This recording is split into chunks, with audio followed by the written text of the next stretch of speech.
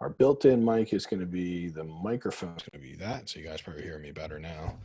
And let's see.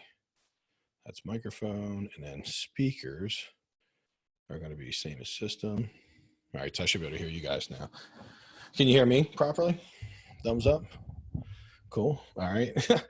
Thank you for the thumbs up. We're all good. I'm going to share my screen and we're going to jump right in. We're going to do a quick training on the contractor code, and then we're going to go into some Q&A. We have some Q&A. So basically what I tell everybody is as we're going through the training, hold your questions, write them down. And right at the end, they're very short little modules. At the end, I'll have a Q&A, and keep the questions specific to the training. And at the very end of all the training, I'll do a general Q&A where you can ask questions about anything you want, whatever's holding you back, whatever you want to kind of improve, whatever's going on. We'll do those questions as long as we need to. So let me go ahead and get my PowerPoint up and get that going. Take me a second and we'll be ready to roll.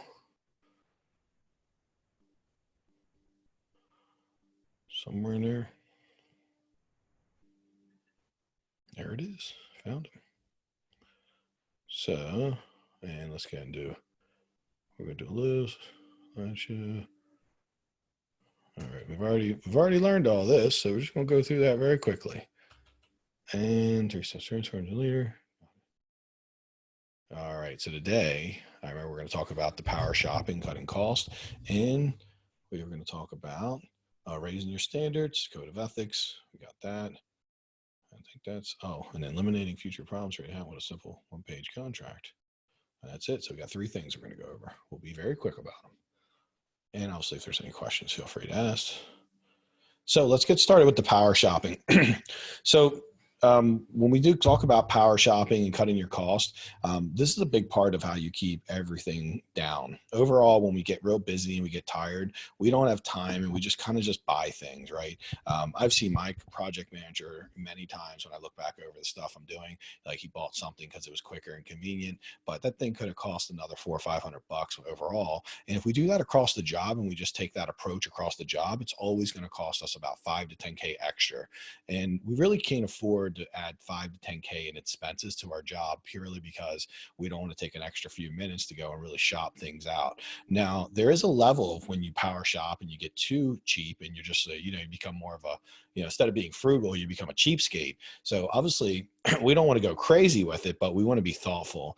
What I see more often is people who are lazy about it and then, just kind of pay for the convenient stuff. I don't ever seen anybody yet get too crazy with being a cheapskate, but if you are super cheapskate, then there is probably a level where you're getting a little too crazy about it. That level generally tends to be when something's cheaper, but takes way longer or way more of your personal time to do. So like if you could get something at Home Depot for $100, but if you had to get in your car and go personally pick something up and deliver it that you got for $90, probably wouldn't be worth saving the $10 between your gas, your time and everything. It'd be better to have Home Depot deliver it or, be free. So we're always thinking about that. Now within Home Depot, and this is where we love to shop because this is where we get a lot of our stuff. And this is where, we're finding a lot of discounts within Home Depot. Having a managed account is going to be the first play of getting a good savings. And you guys are, as we're working with me, you can use my managed account. If you're not from Maryland, then you can get your own managed account, and the managed account is going to cut you cost and help you save money.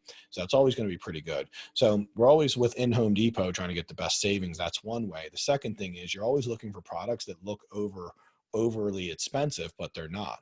So there's some, like Samir used amazing tile in her bathroom that looked like this high-end hotel tile that, I've seen tile like that for $8, $9 a foot before, but she paid $219 for it. So it looked really expensive. Anytime we get something that we pay like $1 a foot for tile up to $2 a foot and it looks expensive, then we've done a great job because a lot of times just laying the tile in a more custom pattern can make it look more expensive. So don't ever want to get caught. One of the big mistakes if you hire a designer who doesn't understand flipping is they're going to you got to use this tile. It's so beautiful and it's $6 a foot.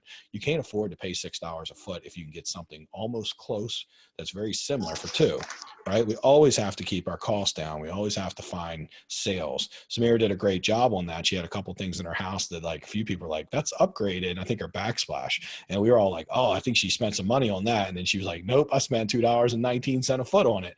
So like we were fooled, which means people out there who are looking at her house are fooled. And that's what we want. We want stuff that looks like we broke the bank, but we didn't. So it's really going to be key to everything you're doing, right? Hey, Mike, the bathroom tile was 187 square foot. Oh, awesome. I see it now. It's 219 now, however. Did you get Oh, it? did it go up? I got it at Oh, Floors and Decor, all right, so Gaithersburg. you can actually get it cheaper there, but this is Yeah. actually, so thank you for that, because that's actually a great example. Like, so I know I can get it for 219 at Home Depot, or I can go get it for 187 at Floor and Decor. However, Floor and Decor for me is quite a hike, so I'm probably going to go ahead and pay the 219 because Gaithersburg is a solid hour drive for me, and it means I'd have to send someone to pick it up. So this would be an example of like, yes, I could get it cheaper, but I'm not traveling over an hour away to get it. If they deliver and I can make it work out that way, maybe I would consider it, because I did find a lot of cool stuff. So, and another good lesson from this is that essentially what she's talking a little bit about is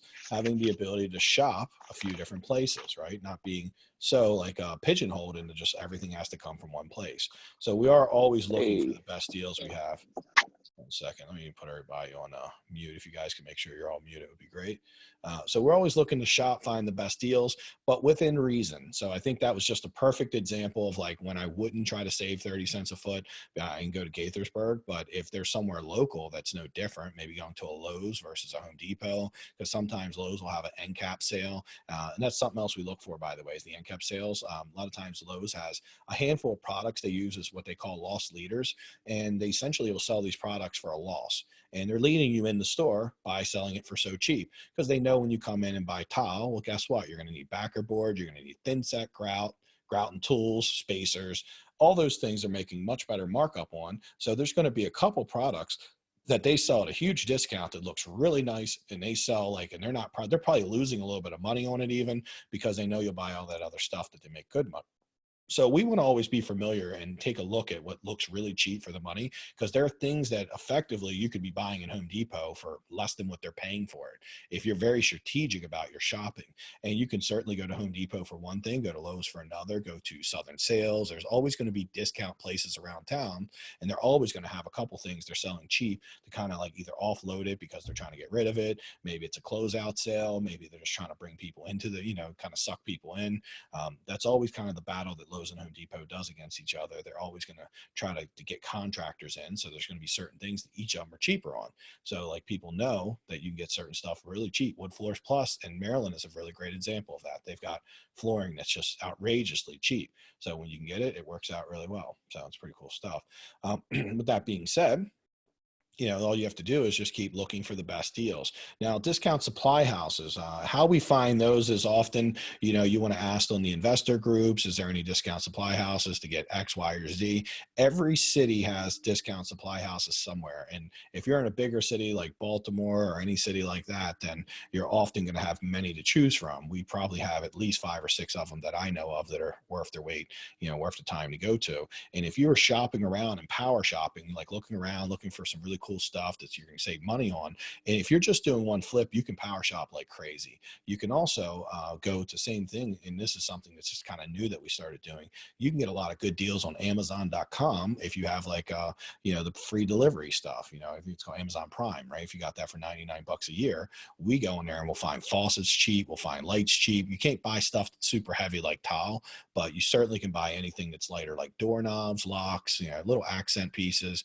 We don't generally buy tile from there too often because the delivery piece of it would be very expensive, and they probably wouldn't be able to do that with the Prime, delivering like 400 pounds of tile. But maybe I'm wrong. I would check into that. But I will tell you that we get a faucet right now for $99. It's a $250 faucet. It looks like a $250 faucet. Very, very nice for our kitchen sink, and we get it on Amazon, and it's like saves us quite a bit of money. And it's kind of nice when it just pops at your front door too. It's pretty cool. So we've got a lot of little things like that off Amazon. So that's something that we just started doing in like the last year because it's just so convenient to order from them with the Amazon Prime. And so this is when we start shopping and we start putting our house together. One of the hacks that Tanya does for me is she's always looking through, and as we're designing, and she's looking for the deal of the day or the deal of the month, the deal of the quarter, right? She's looking for some really good deal on something that she can incorporate into design that's going to save her money.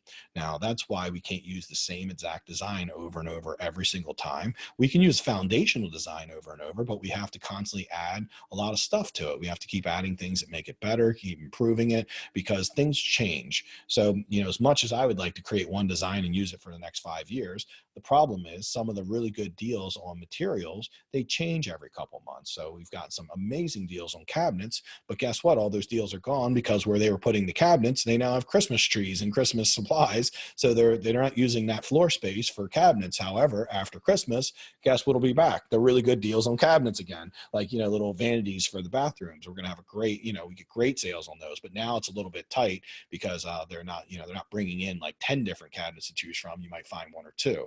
But again, we know that, and we got to be a little more selective. We've had to order some stuff. Now, we also order Amazon.com. We've also ordered on I'm trying to think of the other one that we use. Crap, I'll think of the name before we're done and I'll tell you. But there's a pretty cool place to get lights from and all that we use. And it's pretty expensive overall, but it seems like we can get some good deals on lighting fixtures and stuff like that. But they're very nice things. So they look very upgraded, and they're not overly expensive if you shop through. So with that being said, the way you get these deals is you're very relentless about looking for stuff until you find the deal. I've found that if I do a quick look, I can find a decent deal. But if I go a deep dive into looking for this stuff on a couple different sites and calling a couple different places, I can usually find an amazing deal. And if I find a handful of amazing deals throughout my renovation, and I get to use those same amazing deals on my next renovation, because some of them will make it to the next renovation, then I'm cutting costs big time. I'm finding value in things that literally is just knowing where to go. So when it comes to like anything we're doing, one of the biggest values of this group and being part of this mastermind is the fact that we share what things should cost and where we're getting deals. If it's from Amazon, then anyone in the country can use it. If it's even something local, then it gives you the inspiration of saying, well, they're getting that stuff for $3 a foot. I wonder if someone locally can get it for that. And the answer is usually yes. Like there's usually something that's comparable savings. So when we're talking about how to really power shop, it's all about just being kind of relentless in finding deals. And it's very fun because you save so much money and you're really just making money for just actually being a little more thoughtful. Right. And so it says, what is the lighting fixture site? Yeah, good. I don't know. Wait, that's why I said I'd have to figure it out. I don't remember. So I'll tell it to you guys. I have to actually remember. It's not Crate and Barrel. That's expensive. It's not Hay Needle. What is the other Is one? it Wayfair? Wayfair, Mike? thank you. Wayfair. I was like, it's Hay Needle, Wayfair. I got them all confused. It's Wayfair. Thank you. That's what it is. Wayfair seems to have some good stuff. Crate and Barrel, stay away from it. Like $900 tails and stuff. So Wayfair has decent deals. It's a little more on the pricey side. Amazon tends to be the best place to find some deals. Be careful when you buy stuff on Amazon. Sometimes we buy stuff and it doesn't have like the guts in it.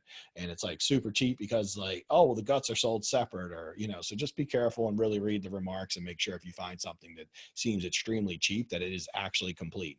Because I have some times where I bought a few faucets and it was like, oh, well, if you want the actual diverter for the faucet, that's extra. And I was like, well, thanks for sending me an empty faucet that doesn't do anything. And I just assumed that there are other parts would be there. And it was very clear in the description. I just didn't read it. So a little piece of advice, read it, make sure you're getting stuff. The last piece is flippers. We rarely ever special order anything. So in-stock contractor items are always going to be really good. The problem that if you get too like any of you who think you're a good designer and you're like, I love design, I love doing this, often it means you're paying too much, because what happens when you decide to get so specific about something, you tend to not be able to take advantage of the deal. So I used to be that way where I'd be like, I really need this in stainless steel, like the shiny chrome look versus like the stainless steel look or, the brushed nickel look, because I preferred that. I thought it was more modern. I liked it. But the thing is, they didn't have it in the shiny look. So I'd have to special order it and pay like $20 more per faucet. And then also wait for it to come in, which is a headache and doesn't always go very well and could slow your job up. So we have to get very flexible in our design. The very highest level of being a designer is when you have the ability to be resourceful and you have the ability to be flexible. You know how to take a product that's like, okay looking and make it look awesome and place it in the right place. So a lot of times people think design is going in and putting a bunch of awesome stuff in a house that costs a ton of money. That's not design. Like Design on a Dime is one of my favorite shows because they show you how to design a room in a house for $500, and doing it on a dime is actually the secret. A friend of mine told me, actually a friend of mine who's a designer who coached me and helped me, she was very good at this and she worked with a lot of builders and investors. And she said that anyone can design a house with an open checkbook. The secret's being able to do it on a budget, right? And because she worked with people like us, she knew how to do it on a budget. And so me and her got along very well because of that, because I hired other people and they're just like, yeah, you got to use this $8 square foot tile. She knew better than to give me $8 square foot tile. So, cause I would challenge her to say, look, if you're a good designer, go find $2 square foot tile that looks the same and make it work within your design. Don't get so narrowly focused. Don't go to these expensive places that cost a ton of money because it looks just slightly better, right? Because most people won't notice that it looks slightly better, and no one's going to know if you spent $8 on it versus $2. But they'll think you spent $8 is the key. So when we're going to take, if you really consider yourself to be a designer, then I want you to challenge yourself to design around affordable things and make it look amazing. A lot of what makes a house look amazing and how you power shop and keep costs down is going to be in the customization of what you're doing, having beautiful accent walls, having really well thought out layouts, making sure that you have like these little sizzle features, we call them, like these little, helping your house sell. They're selling features that make your house sell, like an accent wall, pot fillers. We love, any kind of nice chandelier, maybe an upgraded chandelier, maybe a custom tile in the bathroom that, is affordable tile, but it's custom done where it has a lot of design to it. It looks really amazing. Just being well thought out in the details is the key, right? Not using different type of doorknobs throughout the house, not having different types of flooring throughout the living room and kitchen. These are things that people in general don't love and, really don't look very professional. It's about knowing what transition strips to use. It's all these little details that will give your house an overall appearance of being well thought out. And in the details and the labor too, by the way, making sure the paint's cut in nicely and, you've cleaned the house up properly. It's got good landscaping on the front. This all comes together. And when done properly, you can be a good designer on a dime and, and it's very easy to do. And this guy will design on a dime and his whole team, and they all work together and they do some pretty cool stuff for a very affordable price. And that's how we want to think, because open checkbook design, which is actually what a lot of designers do, they come in, they just, they get like a portion of your spend and they just, like buy all this crazy expensive stuff. And if we're your personal house, that's fine. But for a business, we can't afford to do that. So what questions do you guys have about any of this? Let's go through and we just hit a Q&A time. Oops, sorry about that. Tell me a little bit about any questions you might have around or any recommendations for any good places to get good deals. We'd love to have any of that, or just in general, like some techniques you've used to get great deals would be awesome to share.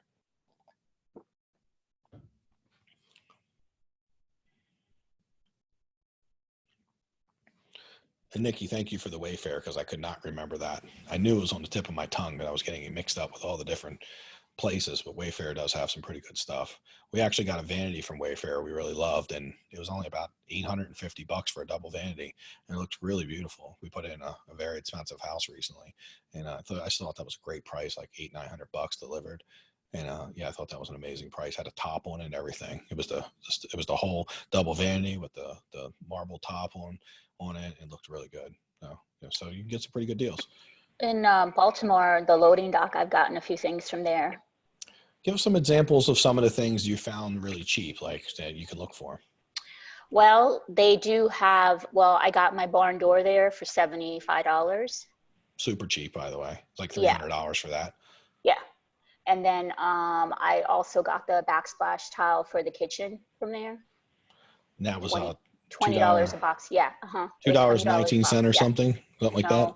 $2 a square foot, I guess. Okay. Awesome. 10 square feet. And then, but they have like a lot of new stuff still, like in plastic, like doors and things, very inexpensive. Also, they have tile too that people have donated that it's still new. Like, so if you don't need a lot of tile, they have like pallets sometimes full of just tile, like just very inexpensive there. Wow, okay. Yeah, they have a lot. They have shutters, and I didn't put the black shutters up because we went back and forth with that, but I got black shutters for $10.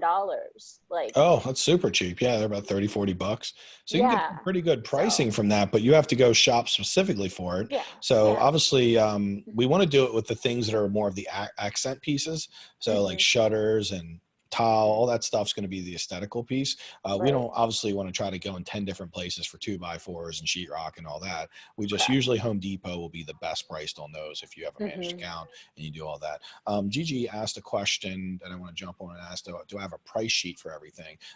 In general, we don't have a price sheet for everything. The reason why is because the prices change like all the time. But it takes a really long time to try to put a price sheet together. I did one like 18 months ago. And by the time I got it complete, the prices were all different. The SKUs were all different. And I realized like, I'm not hiring someone full time to put those prices together. But obviously, within the group, if you guys ever wonder what it should be as you're shopping around, you're just going to do some shopping, right? So, how you figure out the best prices, you don't take any one price. You just look at first shop where you are, right? Because often, if you're just in the tile section at Home Depot, you literally can just look at all the different price tiles and start to identify the ones that are actually more affordable and the ones that look really nice, but they're priced really well. They always have a few tiles at every store that are really meant for the people who are a little more flexible in their design, which would be like a builder, a house flipper, someone who's not as like, I got to have this specific one. And they're always going to have one that costs 3 times as much for the homeowner who falls in love with like, but I like that one because it's just a little more gray. And I like it that it's a little more gray,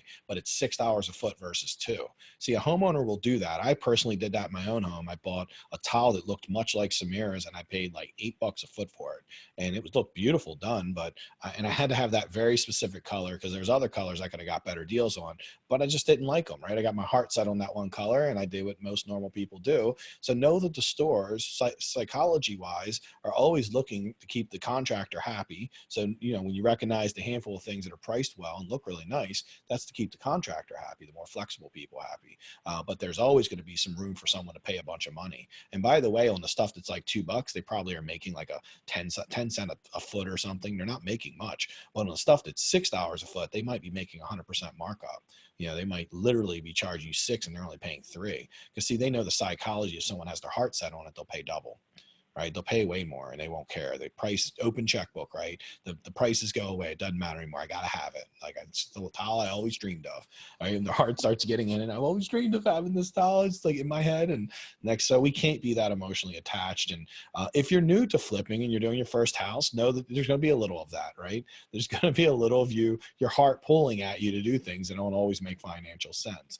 But it's okay. If you keep it to a minimum, that's the secret, and make sure that you've got some good deals on other things. It'll offset some of your mistakes that you make. But don't do open checkbook design, because open checkbook design is pretty much anyone I've ever seen do that always is like spending 100K for something I do for 70. And the result is just slightly better. It's not 30K better. It's probably 5K better. So if I get 250 for it, they'll get 255. But the net result is they spent 25K more than me. So they're actually losing a lot of profit. And because I've known a lot of designers who flip and are really good designers, but they can't detach their high level design from like being able to be profitable. And so it is, when you do this as a flipper and as a business, everything you do has to strategically make sense. So I know, like when we were looking at like Wee's house and Jeff's house, it's like they're in a very nice neighborhood, but the strategic thing we're working on is like figuring out the things they should do versus what they shouldn't, because there's a lot of things you could do to run the budget up and spend a lot of money. The question is, if you spend that money, will you get a return? And that's the question that over years I've been paying very close attention to. So we know that when you make the kitchen amazing, look amazing, by the way, it doesn't have to be highly expensive, but doing 42-inch soft close shaker white cabinets, it looks very nice if you put a high-end granite and you do like nicer granite that looks nice. You put nice appliances, you design it really nice with the backsplash, and everything's laid out really well. Well, that's going to look like a high-end kitchen. Those same cabinets you could get a little detail in, and it could be triple the price, just because you like this little extra detail that you want to put in it. And that extra detail could cause you to be custom ordered, very expensive, because remember, that detail is for the people who don't know how to say no to that extra detail. So they're going to charge you an arm and a leg. Great example in my personal house, the waterfront I live in now, I had to have these navy blue island. The freaking island cost me $2,200 for the island. Most of the kitchens, my kitchen, if I'd have bought my kitchen instead of buying it from Home Depot, if I'd have just bought the standard kitchen that I do, the whole kitchen would only have been $2,500. Instead, I spent $6,500 on my kitchen, and my kitchen does not look much better now I'm living here. I'm like, now, especially now that I'm moving soon, I'm like, damn, I wish I would have gotten the $2,500 kitchen. It really wouldn't have looked any different. I just had to have the blue, right? I was sitting with my designer. We're like, it would be so amazing if it was navy blue and it would be an accent. And my heart got into it. And then I got like committed to it. And then when I found out it was 6,500, I like talked myself into it. But we do that on a personal house, but I make sure I don't do it on flips. And honestly, that was I only had like one or two areas where I did that. I also bought really high end appliances that ended up costing me about $5,000 versus like 2 or 3,000. And so they were the only two places I went over. Everywhere else in the house, I actually was very, very budget friendly and thoughtful, but had a couple things I got my heart set on. And it was in the kitchen. So if you are going to overspend a little, the kitchen is an area you can get a really good return on, but up to a point, right? Like me for resale, if I would have put the $2,500 cabinets in versus the 65 that I picked, I would not get a penny more for my house. So I want you to know this is very relevant to power shopping, right? I'm not going to get 1 penny more for that $4,000 I spent. And I might for the 5,000, that was 3 extra thousand I spent versus the appliances, I might get an extra 500 of that. So essentially I spent 3,000 to get a 500 return. What we love is when we can spend 1,000 and get a $2,000 or $3,000 return and actually get more than we put into it. So we're always looking like we want to invest money into something, get more out of it. So when we start picking these things that are overpriced, we essentially don't get the proper return on it. And that starts to weigh on us. It starts to compound in a negative way. You know what I mean by that? So like, if I lose 3,000 on one thing, 2,000 on another, next thing you know, I can't get like anything to work. I can't get anything to make money because I'm just eating all my money up. So any other questions about power shopping?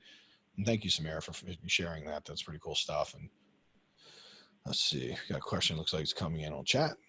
So it's not sure if you have already. I would be like to see your expected price range for item line, budget, labor cost.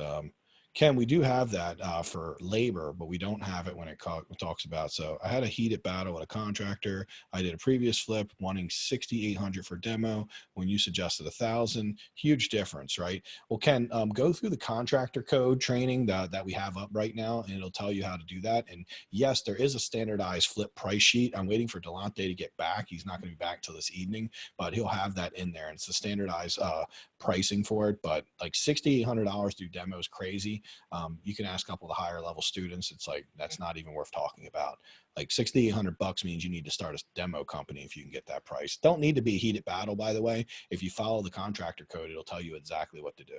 So yeah, I do have some pricing for the labor, and just like, yeah, the labor part, it'll tell you where you should be and what you should be doing. And then you just have to find people that aren't trying to charge $6,800.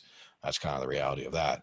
Because, people will try to charge you if you're willing to pay it, but you can't be willing to pay that because there's someone out there that would actually be much cooler to work with. Who'll do it for 1,000 or $1,500, not 6,500 or 6,000. That's just craziness. I don't think I've ever paid $6,500 to demo a house in my career of being a flipper ever. Like, and I had some really bad houses, like houses where like it took 13 dumpsters to get it cleared out. And that still wasn't, that probably is around 4,000 or 5,000, but it wasn't 6,500. So yeah, we don't pay that much, but we do have it. And if you go through the contractor code, like a lot of that details in there, give me like just a day or two and it'll be sitting in the contractor code for you guys. Okay. Cause I'm waiting for Delonte to get back so he can put it in. Cool. Any other questions? Let's see. It looks like we might have another one on here and chat. Just make sure. It says, I grab a guy off for a contractor code who charges $25 per hour per body. Awesome. Cool. So when we do anything like that, so Ken was talking about, he got a guy for $25 an hour. We love people that work for $25 an hour, but we don't want to pay them by the hour. We want them to get clear about the standardized labor time and then give them a bonus. If they say you can do it in 8 hours, say, hey, I'll pay you in 10 hours for 10 hours, but I need to stop it at 10. So if it takes you 12, I'm only going to pay you for 10, but if it takes you 6, I'm going to pay you for 10. So you can see how that becomes beneficial to them. But we don't want to leave the door open because we don't want them to come back and be like a week later, they're doing something that took 5 hours and it's like a week later and they're like, you owe me for 35 hours and it should have taken 5. So we always want to keep that. We want to kind of put an end to that. So let's leave questions. Sounds like we don't have any questions on this. Let's go to the next piece of this. It looks like we're pretty decent on this particular module. Let's head to the next one. So contractor code, we're going to go into this piece. Now we're going to talk about is raising your standard with the code of ethics. This is really going to be big because as you raise your standards with people, you're going to find that this all gets easier. The reason that I'm able to have fun when I'm working with my contractors, the reason that I'm able to get results of getting done quickly and on budget is because I've raised my standards about 3.5 years ago. And I got rid of the headache people, the people that are more like 2 and 3 stars, because they honestly just drove me crazy. Now, when you know how to hire and fire contractors, it simplifies your life, because hiring them is like, most people, well, how do you hire them? That's step number one. Step two is being able to like kind of cultivate them into the better person you want them to become. And then if you find that you can't do that quickly, then being able to fire them in a timely manner, right? I mean, there's so many people that I'm sure on this call have had people that they know they should have fired way before they did. And when you start to create abundance through your contractor funnel by doing everything through a funnel, understanding your standardized pricing, knowing exactly what you should pay, well, you start to create a higher standard that you can live by. Because like the problem is when you work with people who work below your standard, you're always going to be unhappy, right? You're always going to be unhappy. So what I talk about in this training is a little bit about like knowing what is the standard that you should have and what the standard you should not have. Because see, when you're newer, you've not done a million flips, you don't always know what's expected, right? Like Ken just said, the guy wants 6,500, and if you haven't done it a bunch, then Ken doesn't know for sure that 6,500 is too high. But that's a big part of what we do in this mastermind is we focus on getting your brain aligned to what's real and what's actually considered a standard, right? A standard in the industry, because contractors are always going to tell you the standard 6,500, not 1,000, because they want to get overpaid for things. And that's just the way it is. So we want to talk about is the standards of behavior, the standard of how we do business. And we raise these standards and we kind of create, here's how we do business, take it or leave it. Like the right people will find their way through and they'll work with us, and the wrong people will naturally get disqualified. So your job is not to get too butthurt when the people get disqualified, because a lot of times that disqualification comes as a rejection. So when Ken was just saying that a guy's giving him a heated battle, well, that kind of feels like rejection. It feels confrontational. So a lot of times if people are telling us we're wrong, they're kind of rejecting us. They're kind of telling us like, that actually creates a lot of anxiety. It creates a lot of like, oh, I don't feel like doing this anymore. So what we do is we always want to create a very high standard through running our code, contractor funnel. We want to weed people out with our advertisement. We only want to work with people who live up to our standards. Okay. So first standard is that they're affordable and efficient, right? They're very productive. They know how to come in and get work done very quickly, very easily. So when they know how to get that work done, then we're going to have people that not only do the work, but then when they do the work, they actually know how to do it and not complain. Like, see, when you hire a high level person and know how to be productive, they come in and knock it out. They do it with a smile. And then they ask, hey, do you got more work? This was great. Thank you. Right? They're like, thank you, high five. I appreciate working for you. A standard that we want to get away from is when people complain all the time and they do it for the price because they just want to get work, but then they complain the whole time and make you feel bad about your price. And they, because we don't want to do that. Our price is our price. The price is what our business works doing, right? But if you hear someone complain enough about price, eventually you're going to start thinking you're cheap and you're going to want to adjust and you're going to want to pay them a little more. And you eventually will just do it because it's hard. People wear you down eventually and they'll get more money out of you. And we cannot afford to do that if we want to maintain our competitive edge. So if we want to stay competitive against other people who are not giving into their contractors, then we got to make sure we stand up and we create standards. And the best way to do that is through being abundant.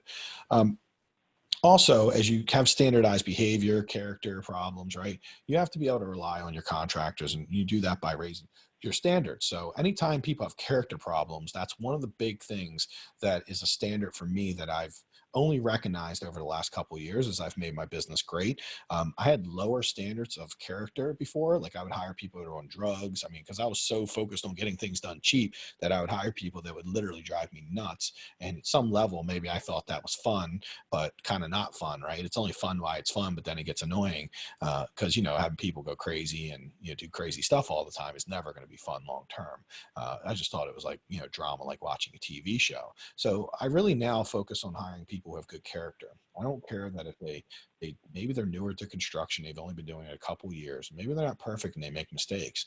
I really pay attention to how they handle the mistakes they make. How do they fix the problems that they create? And if the answer is they do it with a lot of character, then I'm willing to work with them and train them and teach them. If they're able to get things done quickly, affordably, and they have good character, and good character means that they say, I'm going to show up today and work at 8 o'clock. They're there at 8 o'clock. And next thing you know, you see them on 3 or 4 jobs, and every time they're there when they say they're going to be there.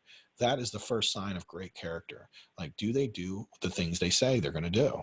right? I know that we like to make excuses for people, and contractors like to make excuses for themselves. But one of the highest, like the biggest character things that I now rely on is I judge people by what they do, not by what they say. So if someone says they're going to do something and they follow through and they do it, and then sometimes they even over deliver, that is a 5-star contractor, even if their work is only 3-star. Because see, the person who has that mindset and has that I want to deliver and be great, that person will turn their 3-star work into 5-star work very quickly, right? Over a couple flips, you'll see their work just get better and better, and then you'll enjoy working with them, because if you're a higher level person who has character yourself, then you want to work with people very similar to you.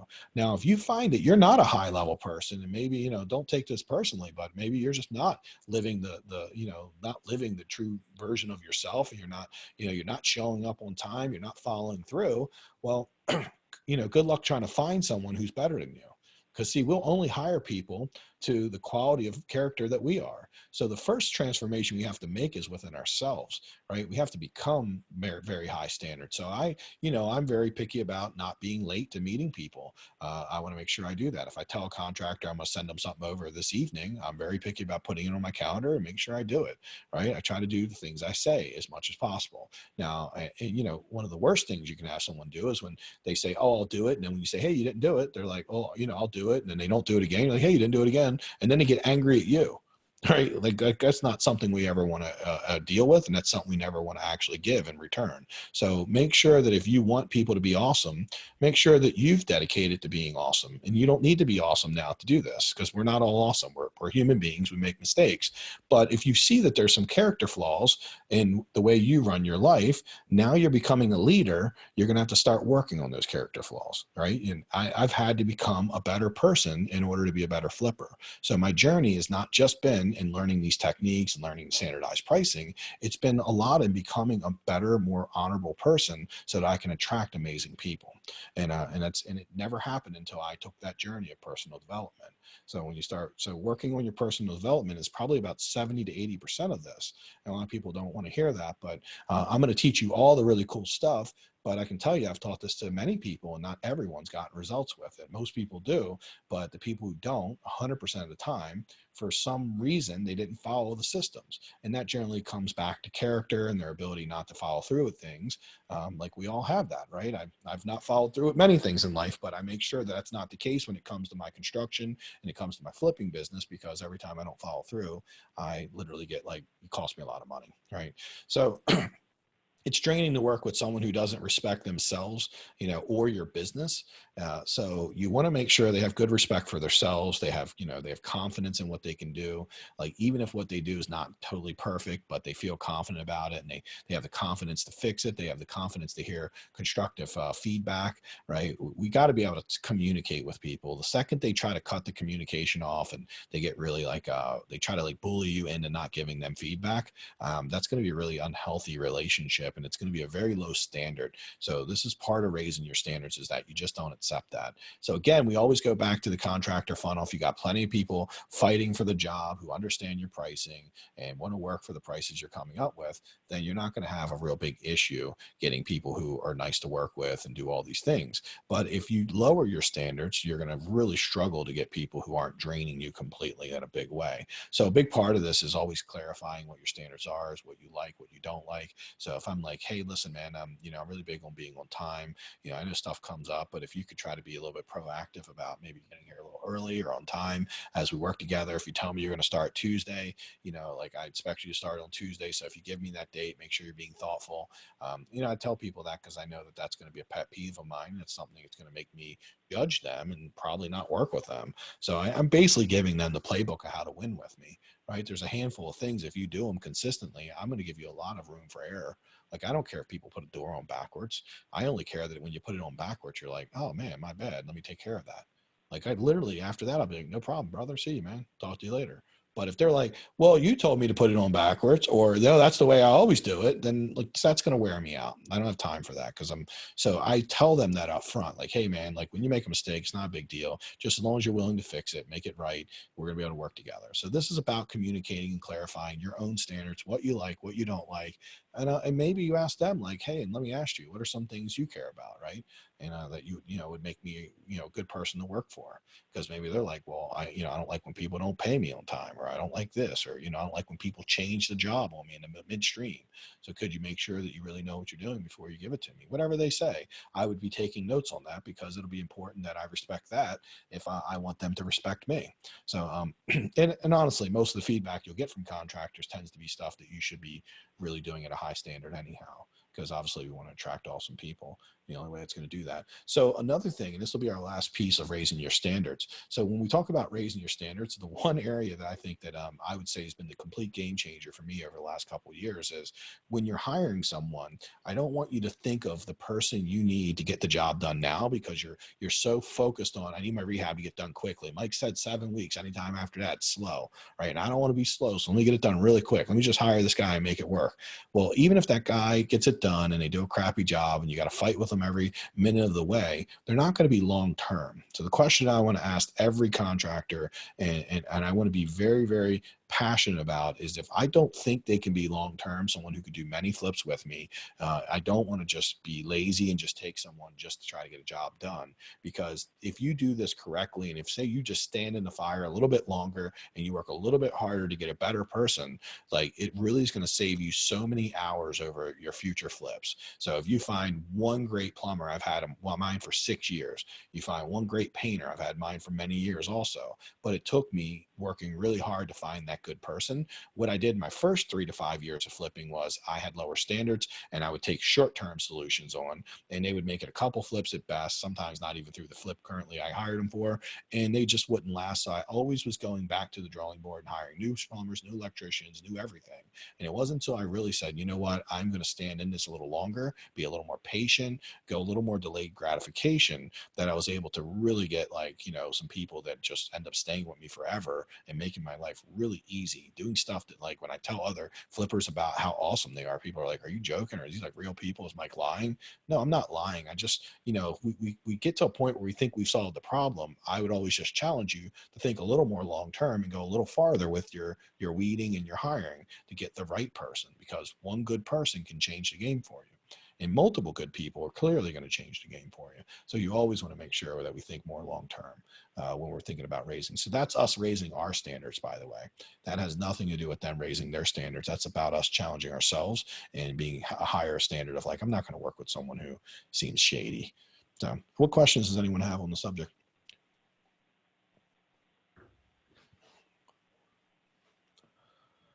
Let's see if we got anything popping up here. Doesn't look like it. Okay. We'll see if anyone comes in. If they don't, we'll jump right to the next one.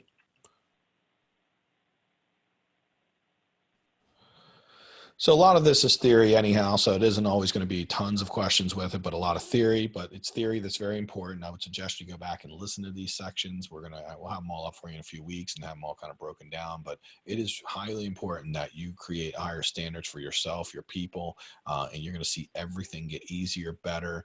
You're going to take away the biggest problem that every flipper has, which is finding good contractors, going good people. But it requires you becoming a little more hardcore about it, right? You're going to have to follow through a little more than you have been doing in the past. That's the way it works. So the last piece is we're going to go, and let's see if we have a question real quick before we jump into that. Let's just make sure. So do you recommend drug test? No. So good question, by the way. So Gigi asked, do I recommend drug testing my guys? Well, first of all, I don't even know if you can do that, or because they're not employees, so they're running their own company. So I don't know if we have the right to drug test them. But you basically, in your interviewing, the one thing about people that are on drugs is they're very erratic, and they're very, they're not going to be able to like make it through a strict interviewing process. This is why we interview people on the phone. We interview them through our stuff. People that are on drugs generally have a hard time making it through the interviewing process. They have a hard time following our structure, our systems, because, they're just thinking all crazy. They don't think very clearly when they're on drugs. So a lot of drug addicts get weeded out if you follow this process. And so we don't worry about criminal background checks. We don't worry about any of that. We might do a check just to make sure they're not like currently ripping people off or acting crazy. But for the most part, if we're not paying them up front, we clear communication with them. We vetted them properly as far as our communication, being clear about everything we're doing. You're going to find that like drug addicts don't ever make it through that gauntlet of interviewing. They don't even usually make it. The drug addicts tend to be the ones that don't even fill out the application. They just like text you and say, hey man, I want to do your roof. And they like don't even pay attention to the fact you were like fill out the application. This is one of the reasons we just use the applications, and then anyone that contacts us any other way that we didn't tell them, we don't work with them. And I think that in itself might be one of the best drug tests I've ever seen. Like legitimately, it's one of the best drug tests you'll ever see, because putting people through some things to do, actually, like, drug addicts have a hard time focusing. They have a really hard time following instructions because they're all drugged out and their brains like thinking crazy different ways. So, with that being said, I'm not saying you won't get a drug addict or an alcoholic or someone who's a little wiggy, but you're going to weed a decent amount of those people out, and through putting them through. And I don't know if legally you can even do a drug test, to be honest. So let's go through our one-page contract. This is a simple contract. So contracts in the contract, it's going to be in the resource center, and it's going to be under contractor tools. You're going to just look like for contractor contract. It's a very simple contract. You really just have a couple pieces to it. We use this contract clearly for communication, not to take people to court. I have no clue if this contract is going to be like hold up in the Supreme Court if you were to ever sue someone. That's not the purpose of the contract. I literally use the contract for one purpose. That's to get very clear about what we're doing and why.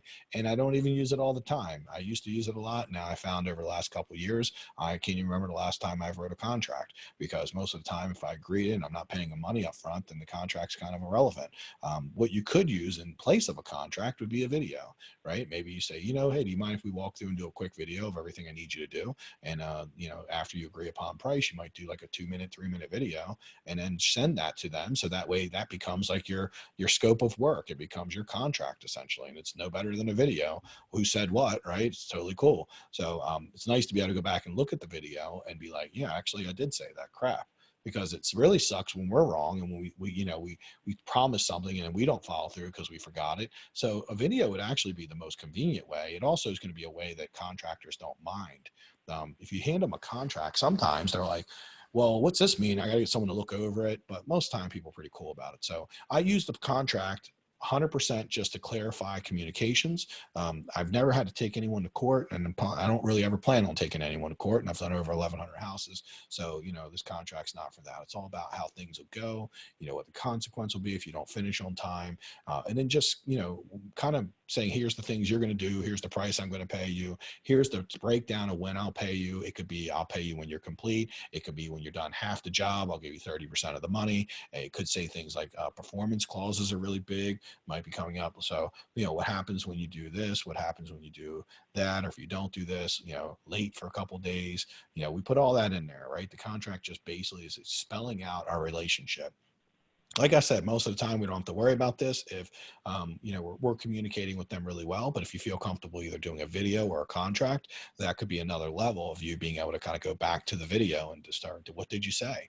Because totally, if you did promise them something, even if you were wrong, you want to own up to that and just go ahead and pay that. And, if you promise to give them something or pay them for extra work, because that's the thing that will break a good contractor and make them not want to work with you. If you promise to pay them for something and then you forget you promised them that and then don't pay them, that's going to be enough for them not to want to work with you. So contracts can be good for you also and good for them too, just where everybody's on the same page. So we make sure it's really clear. Now, I love this to deal with potential problems before they come up, because as you start getting into your contract and it details out like, hey, if you don't finish in like 5 days, you're saying, but like, I'll give you a 3-day, 4-day grace period. After that, it's going to start costing you $100 a day. Well, what I found is when I write the performance clause in, it's never because I've never taken $100 a day from anyone. But what I love about it is that the people who are concerned about actually following through tend to like give you big problems about it. But the people are like, yeah, I said 5 days, you're going to give me 8. Yeah, there's no chance it'll take 8. So I'll be done. No problem. I'm not worried about that. But the people who complain about it tend to be the ones who have a track record of saying they're going to do 5 days and it turning into 30 days, right? So they're the ones that'll complain the most. And if somebody complains a lot about anything in your contract, it generally means that they don't really truly feel confident they can honor what they promised. And that's what we want to make sure is that people can honor what they promise, right? And these contracts sometimes help flush that out. Right. So there's a lot of pieces to the puzzle. You don't necessarily have to do every single piece, but you certainly should consider at least trying every piece and seeing how it works and doing a lot of these pieces. And like I said, I mean, you can have a verbal contract, you can have a video contract, or you can have a paper contract, whatever one you feel is going to be easiest for you, work with in the moment. The advice I would give, however, is if you're going to do the written contract, keep it pretty vague, keep it pretty, keep it pretty tight, one page. You don't want to make it something that's going to confuse them or make them not like feel like they need to get a lawyer or make this too complicated, because remember, we're not paying them up front. So we don't have a ton of risk if we're not paying them up front. So you guys can write whatever you want and keep it really simple. I have went away from it, but that don't mean you should. When you're new, you should actually follow a lot of the rules. Eventually you'll get good enough at like reading people and talking to people and communicating where maybe you don't need a contract, right? Think of contract being your training wheels, and eventually you won't need your training wheels. But it just depends, right? If you're hiring a GC, you want to contract every time, but I don't recommend that. But if you're hiring someone for $1,000, then generally contracts, it's up to you if you want to do them. Just make sure you're clear. If a contract's the best way to do that, do it. What questions do you guys have about the contract? Any legalities or how far you should go with it? Any feedback or any advice you would like to give would be great also.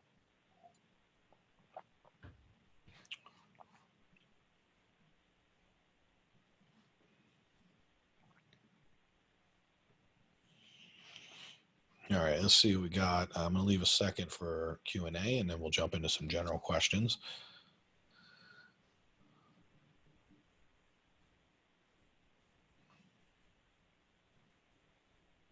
So any questions at all? Everybody's got this licked, feels really comfortable with writing the contract. We do have training in the contractor section. It shows you how to fill it out. So there's some training in there if I know anyone has that question. Let's see what the chat's bringing up. What do we do if we have to take legal actions? Well, we don't take legal actions because that's never going to really work out in your favor. Legal actions really only are going to be something that benefits lawyers. So I can tell you in the time I've been doing this, I've never had to sue anyone because one or two things would happen. If I haven't paid them up front, then what legal action would I need to take? Because they don't have my money. They have to come after me and take legal action. If they don't have a contract and I got the money, possession's 9/10 of the law. I got their money, so they're going to have to come after me and force me to do what they want. With that being said, I've also never had a contractor take legal action against me and like follow through with it. I've had a few people threaten to take legal action, but never follow through. So if you're going to be putting a lot of money up front, then yes, contracts are going to be really important, but then you're going to be relying on the legal system to protect you. And I would not rely on that. I'm going to be honest with you. Like legal is trying to sue someone to get money, like trying to sue a contractor who's ripped you off is like literally the complete waste of time. And every person I've ever seen or coached who's like, I'm going to sue them, I'm like, good luck. I mean, if they're ripping you off for money, they obviously don't have any money. So what are you going to do when you win? And the judge is like, okay, you owe them $30K, and then they never pay you. And it cost you $10,000 in lawyer fees to go get that $30K. So now you're $40K out instead of $30K out. And I just, the best thing about this is going to be you never paying somebody a bunch of money up front. So that way you're not worrying about suing people. So if like you get someone to do your work and they don't do it right, and you're like, hey, I need you to do it right so I can pay you. I promise you, they're going to, if you got all $1,000 of their demo money, they're going to go fix it and make you happy because you have the power. But if you've got a contract that says they're going to make it right, and you're like, hey, my contract says you're going to do this right, and they got your money, you got zero chance of them. They're like, well, F you. I don't care what the contract says. Take me to court. And then what are you going to do? Go hire a lawyer for $5K to get $1K, or a lawyer for $2K to get $1K, right? I mean, that's generally how it works. Every time I've ever won a lawsuit, and we've looked back and, it took us a while, like 5 lawsuits to figure this out. And by the way, I've only been sued 5 times in my life, and it was never by contractors. It was always by people who bought my home and had a flood or some major thing happen a couple years or a year, 2 years after they bought it, and said I must have knew about it. And every time I've won that, but it always cost me more in legal fees than it actually cost me to just fix the thing when they called me in the first place. The reason I decided to pay the legal fees because I don't like people taking advantage of me. And now I've taken a different approach on that. Now I often will sit in the living room and work a lot of this stuff out, and then I'll run a cost analysis to determine like, okay, if they want $4K to fix this problem and they're going to sue me for sure if I don't fix it, then how much would it cost me to go to court and win? And if that's more than, anywhere close to 4K, then it makes sense to go ahead and just, pay the 4K and then get a release from them. So I normally, if I do anything, and a lot of times if something's 4K to fix, you can say, look, this isn't my problem. It's not something that I'm responsible for. In good faith, however, I'll pay half, you pay half. But when I do, I'm going to need a release. You can't come back and try to, come back to the well. So I'm going to need a full release from you saying you can never come back and ask me for any repairs. That usually works really well, by the way. And sometimes I offer that and they don't even ask for anything. They just disappear because they basically just now know that it's not my responsibility and it's theirs. So we don't get sued very often. And when we do, we don't want to be litigious. We don't want to sue people because lawyers are the ones that both lawyers are the ones that get paid all the money, and the clients tend to get like the bad end of it, essentially. So I also don't know of any real stories of any people that I've known who've sued contractors and got big payouts or done anything. I've heard a few people like sue contractors and win and never collect the money. I even have a student, one of my students actually, has, sued someone and won, like 60K or something. She sued him for, but I don't think she's ever going to get it. That's the whole thing. So getting it's a whole nother story. So that's why we don't worry about it too much. But again, it's really going to be a preference. So we'll leave on this. And if you have other questions, anybody put that in. But we'll leave on this. Doing the contracts is going to be a personal preference. I'm not telling you not to do them. I'm not telling you to do them.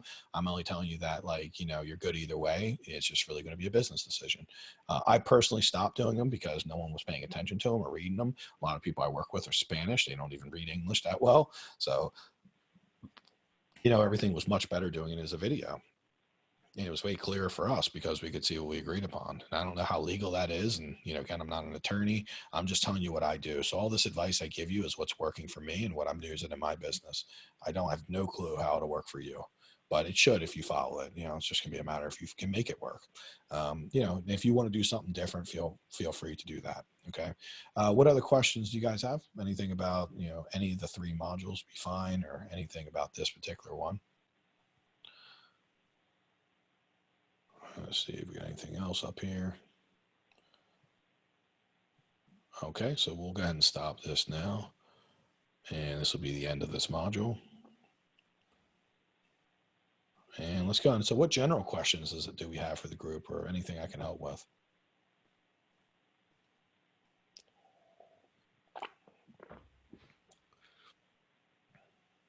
Hey, Mike, it's Kim. Hey, Kim. Hey, I have a question about how do you determine units? This was talked about yesterday.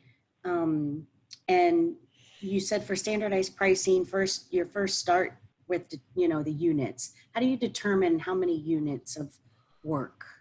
So I can tell you on everything, and a lot of things, if you go into that standardized price sheet, will tell you how we like to break it up in units, but you can also probably Google, how do you measure sheetrock? And it'll probably tell you that you measure it by the sheet and how you would measure it. You would do that. So Google often has a lot of answers to these standardized things. But however, if you couldn't find it on Google, then asking the group would be great. Obviously, just bringing it to us because we can tell you how we like to break it up.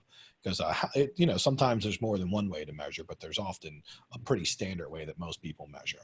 So like flooring is measured by the square footage, carpet is the square yard, and roof is done by square, which is a 10 by 10. And so they're all different things. And windows are united inches, which is, basically the width plus the length is a united inch. So that's the different standardized ways of measuring. Electric would just be a count, right? What do you need? I need 12 plugs, 18 switches, 10 lights, right? 2 vanity lights, two I guess what they call it, pendant lights, and 7 can lights, right? There would kind of a unit measurement that's very simple. Obviously, it's kind of exactly what you would think. Okay, great. Thanks very much. Okay. How about any other questions about anything that you need help with? Keep you moving forward.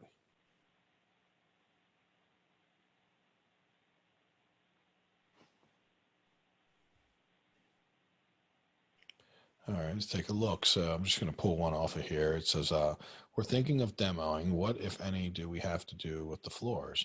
So with the floors, demo is always going to be part of the floors. You demo any floors you're not keeping. In your demo, you want to get rid of any walls you're ripping out. You want to get rid of the kitchen, the bathrooms, flooring, carpet, any old tile, hardwood that you're not going to keep. You want to get rid of that. If you're keeping the hardwood, obviously don't rip it out. But in demo, your job is to try to get everything done in demo, because if you have a price that says $1,000 or $1,500, Well, then the reality is you want to get all that demo done within that $1,000 or $1,500. And if you leave stuff, then there's going to be additional costs later that you might have a hard time predicting what it is to like tear a wall down. So if you're tearing a wall down that's structural, what we recommend is then just tearing out all the sheetrock and trim off of it and just having the framing there. And then the person who does the framing will support that and put the beam up, and they'll do that little bit of demo for you. But that's the only scenario where we leave stuff in. With demo, we want to try to get everything pretty, as much as we humanly can, we want to get out of there, right? We want the place swept clean. We want any kind of junk taken out. We want the demo to be the complete, like, let's get a blank slate as much as possible. So flooring, you just tear it up, right? I mean, tear up any flooring that you're replacing. No reason to keep it for the flooring guy, right? The demo guy is better suited to take it. How about any other questions?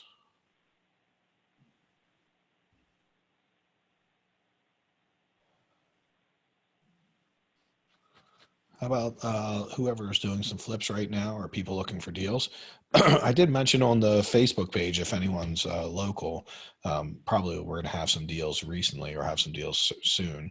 So, obviously getting that done. And also for people who are just starting their house, I know, Kim, you have something coming up soon, and a few people are just getting ready to get started soon. Then, really planning your house out is the key. I want you to make sure you have a really well thought out layout, thought out budget, and you start to get some of the answers to the questions that you have about what things should cost. But really just for the beginning part, because there's like 42 items in a budget, standardly anywhere from 40 to 50. But we don't need to learn all 40. We only need to learn the first couple, because the first couple is enough to get our job going. And then you can start learning and figuring things out along the way. And that's what we talked about yesterday, because it's hard to learn everything at once. Our brain has a hard time just to, comprehending everything about construction. But I can literally in an afternoon teach you everything about one thing, right? So, and that's how we work, right? In an afternoon, we want to do some YouTube researching and do a lot of stuff so we can learn. That's kind of the key to making this simpler, because if you're just starting, it's probably pretty overwhelming, but we want to kind of chunk it down. Tony Robbins talks about this process of taking really big things and chunking it down. He thinks that he's like, when you're going to the gym, everyone's like, well, I got to get gym membership, and I got to pick the best gym. I got to get a gym outfit. I got to get a nutritionist, and I got to get on a diet, and I got to do this, and I got to make sure I got the right shoes. And he's like, just take the first step. And the first step might be buy the outfit. Second step, then do it one at a time. Go join a gym and just start working out. All right. Don't worry if you're doing it right or wrong. Just get moving. Right. Keep it simple. And the more simple you keep it, the more likely you are to follow through with it. Same thing with this construction stuff. Start with the most important thing.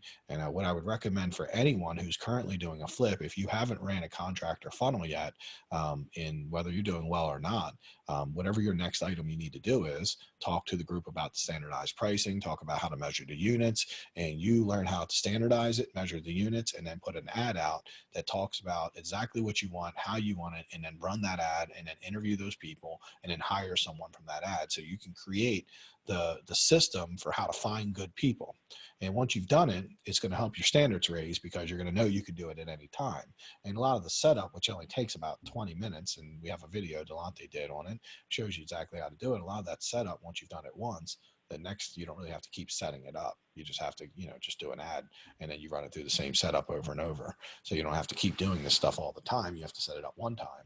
So it gets real easy if you need someone that you can just literally put an ad out for $5 a day for a few days and get your, and have a ton of applications of people, and then weed through them. So if you haven't done that yet and you're currently rehabbing, I would not recommend doing it if you're not currently rehabbing, because these things are best done in real time, because the person who's available this week will not be available next week. So if you need demos started, in the next couple days, then you get that funnel going and start, in the next week or so, get a demo guy and find the right person, find a great high level demo guy, can work cheap, it's affordable, got good attitude.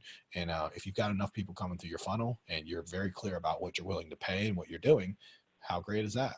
And another piece of recommendation for the funnel too, a little extra bonus thing, is imagine if in the funnel you're like, hey, I got to do this much demo. Here's what it is. And I'm paying $1,000 to do it. I expect to be done in 2 or 3 days. You're hauling away all the trash for that price. Please fill out an application if you're interested. We got a lot of repeat business. And if you'd like to see the job, here's a link to a YouTube video of like a walkthrough. so they can see what the job looks like. That'd be pretty cool. Even just adding that little bonus thing is just, again, it's going to help people see exactly what you got. And then the only way it doesn't work is if no one responds. But I ain't never had no one respond. I always have people respond no matter what I say. Honestly, if you're like, I want you to do a demo for 300, you'd probably have people respond. They might respond saying like, I need more than 300, but they're still going to probably respond. So what other questions? Anything else I can help with? Hey, Mike. Hey, Steve. So Sid and I met with the architect, and she sent the floor plans over. Can I send that over to you so you can take a second look? Yes. Now, is the architect Michelle, or did you find someone new? Yes, it was Michelle. Okay, cool. Did you find another permit runner? No. We talked to Michelle, and Michelle seems to think we can do it ourselves. So we're gonna do it online. So. Oh, cool. All right. Awesome. Yeah, go for it then, because she's giving you the drawings. It's definitely a big part of it for sure. Right. Okay. I'll send those over this afternoon. Yeah, man. Love to see them. Thanks. I probably won't get to them until tomorrow, but I'll take a look at them because the day is pretty busy. I got a lot on the calendar. Okay, that works. All right, cool, man. I'm excited. It sounds like it'll be awesome. So, how about anyone else? What else can we help with? Anything, whether it's finding deals, selling your house. Mostly, I know in this group, we're talking mostly about finding deals and construction. But remember, anything you think's holding you back, what's the next thing for you to study? So, I mean, I believe in studying whatever your biggest problem is. If you don't have a deal, your biggest problem is finding a deal. So like Petey, I know you're looking for a deal. So your biggest problem right now and what you should be studying is acquisitions, deal finding stuff. Actually, I gave you a comment too earlier, Petey. So I want to give you some response on that. So remember, I was like, you're wasting a lot of your time. If you're making offers on houses, you got to offer 20 to 30K less.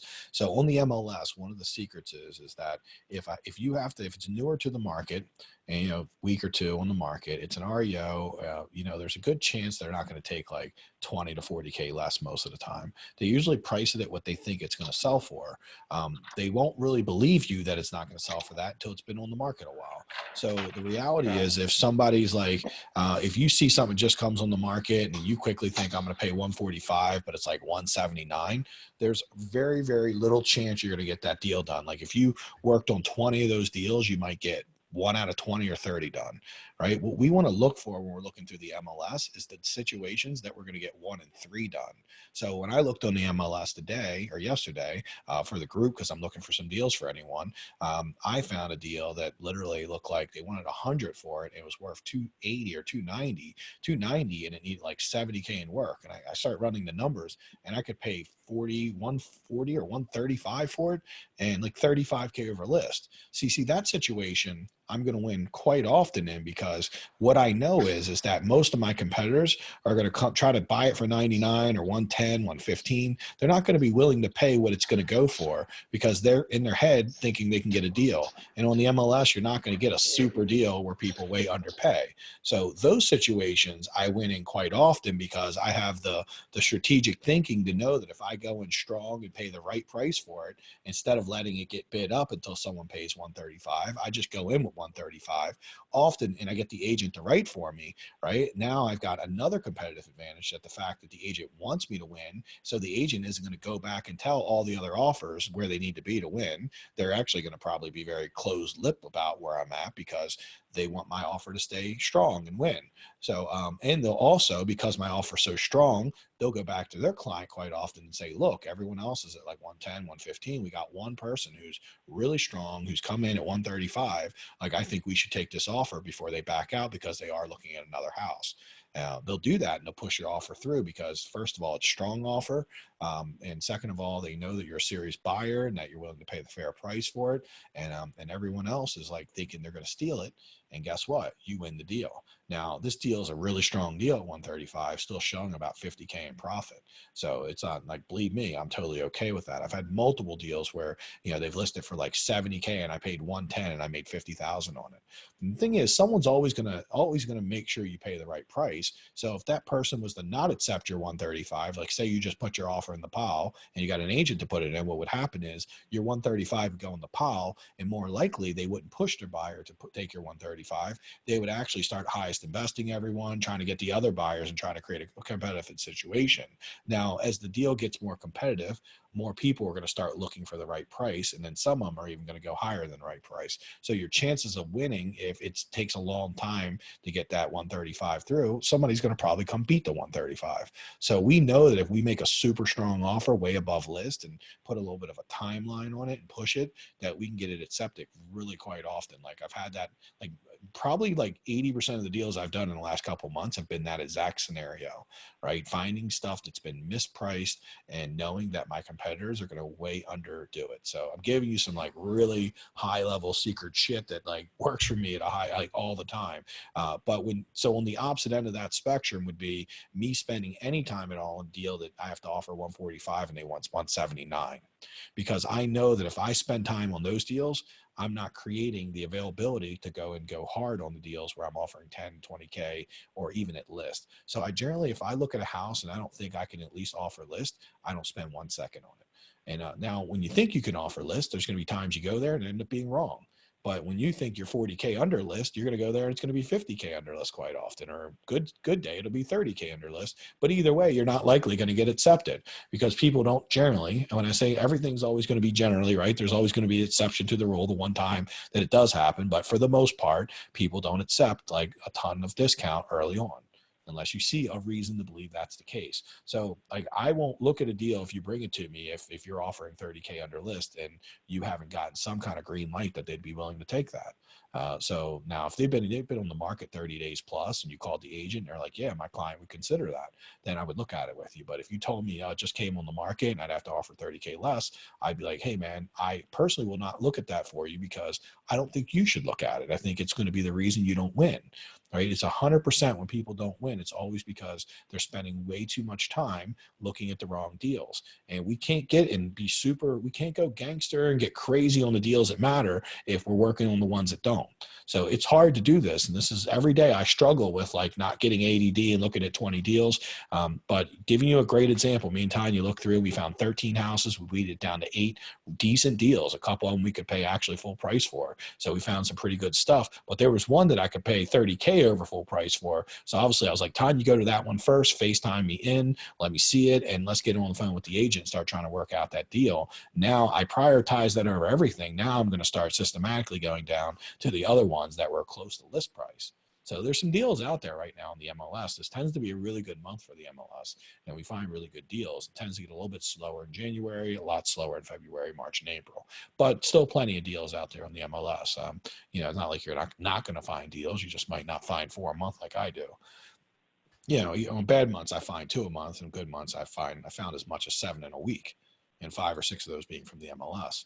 So right now, like if I was super hardcore to get deals, I could easily find a deal or two. That's why I put that thing out on Facebook. If you guys are looking for deals, I think I'm going to have deals. And currently right now I have 2 more rehabs than I can do. So they're sitting in inventory. So I don't buy things when I have that much inventory. So I got to take about a 3-week break before I start buying again, maybe 3 to 4 weeks. So, but I don't want to stop my process, right? I don't want to stop Tanya from finding deals. I mean, the team of us finding deals and making magic. I don't want to stop that for 3-4 weeks, because if I do, it's going to affect me when I need deals. So the nice thing is I might work the next 3 weeks and get no deals. And maybe the deals come in 4 weeks and they start popping in for me then, right when I need them.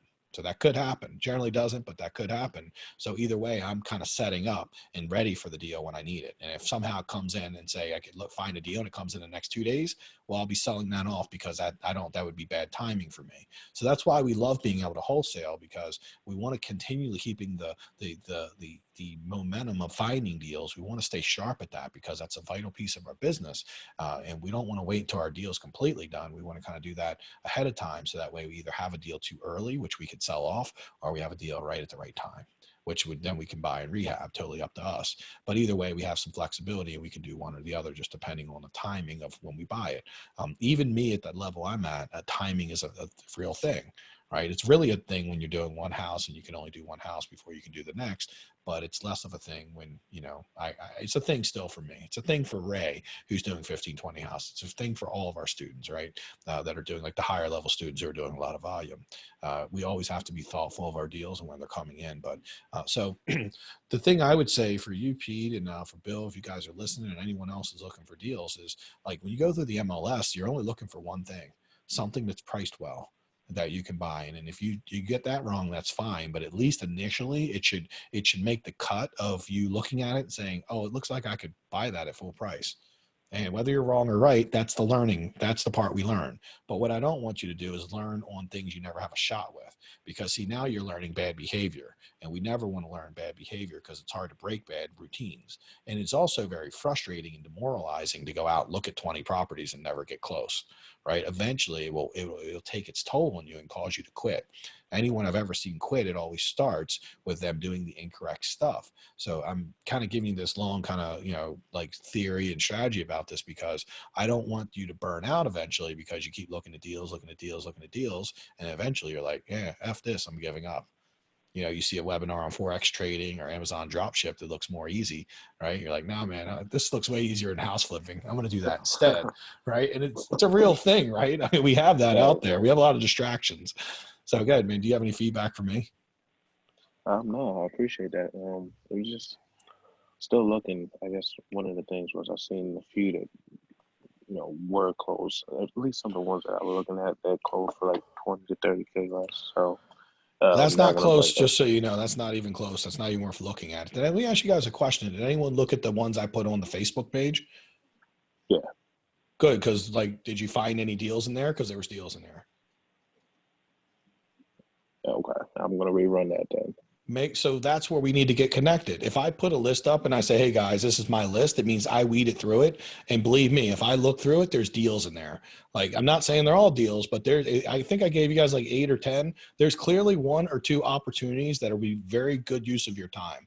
No guarantee you would get it, but it would be a good use of your time. I wouldn't put them up if not. So if you look through and you're like, I don't like any of those, well, then you need to ask the question, what's Mike doing different, or what is Mike seeing differently? Because obviously I don't get it wrong. Obviously, I'm like a magician when it comes to finding deals, but it's also that's what we do in this group, right? We figure out how to get you thinking and seeing things just like me. So that way, to identify the opportunities. So this is probably where I think we could do our best work, honestly, right? It's just looking at that list. Now that list is getting a little older now, but because it's back from Thursday or Wednesday or something, I think, but it's still on there. There was definitely a couple deals that the pricing was very close.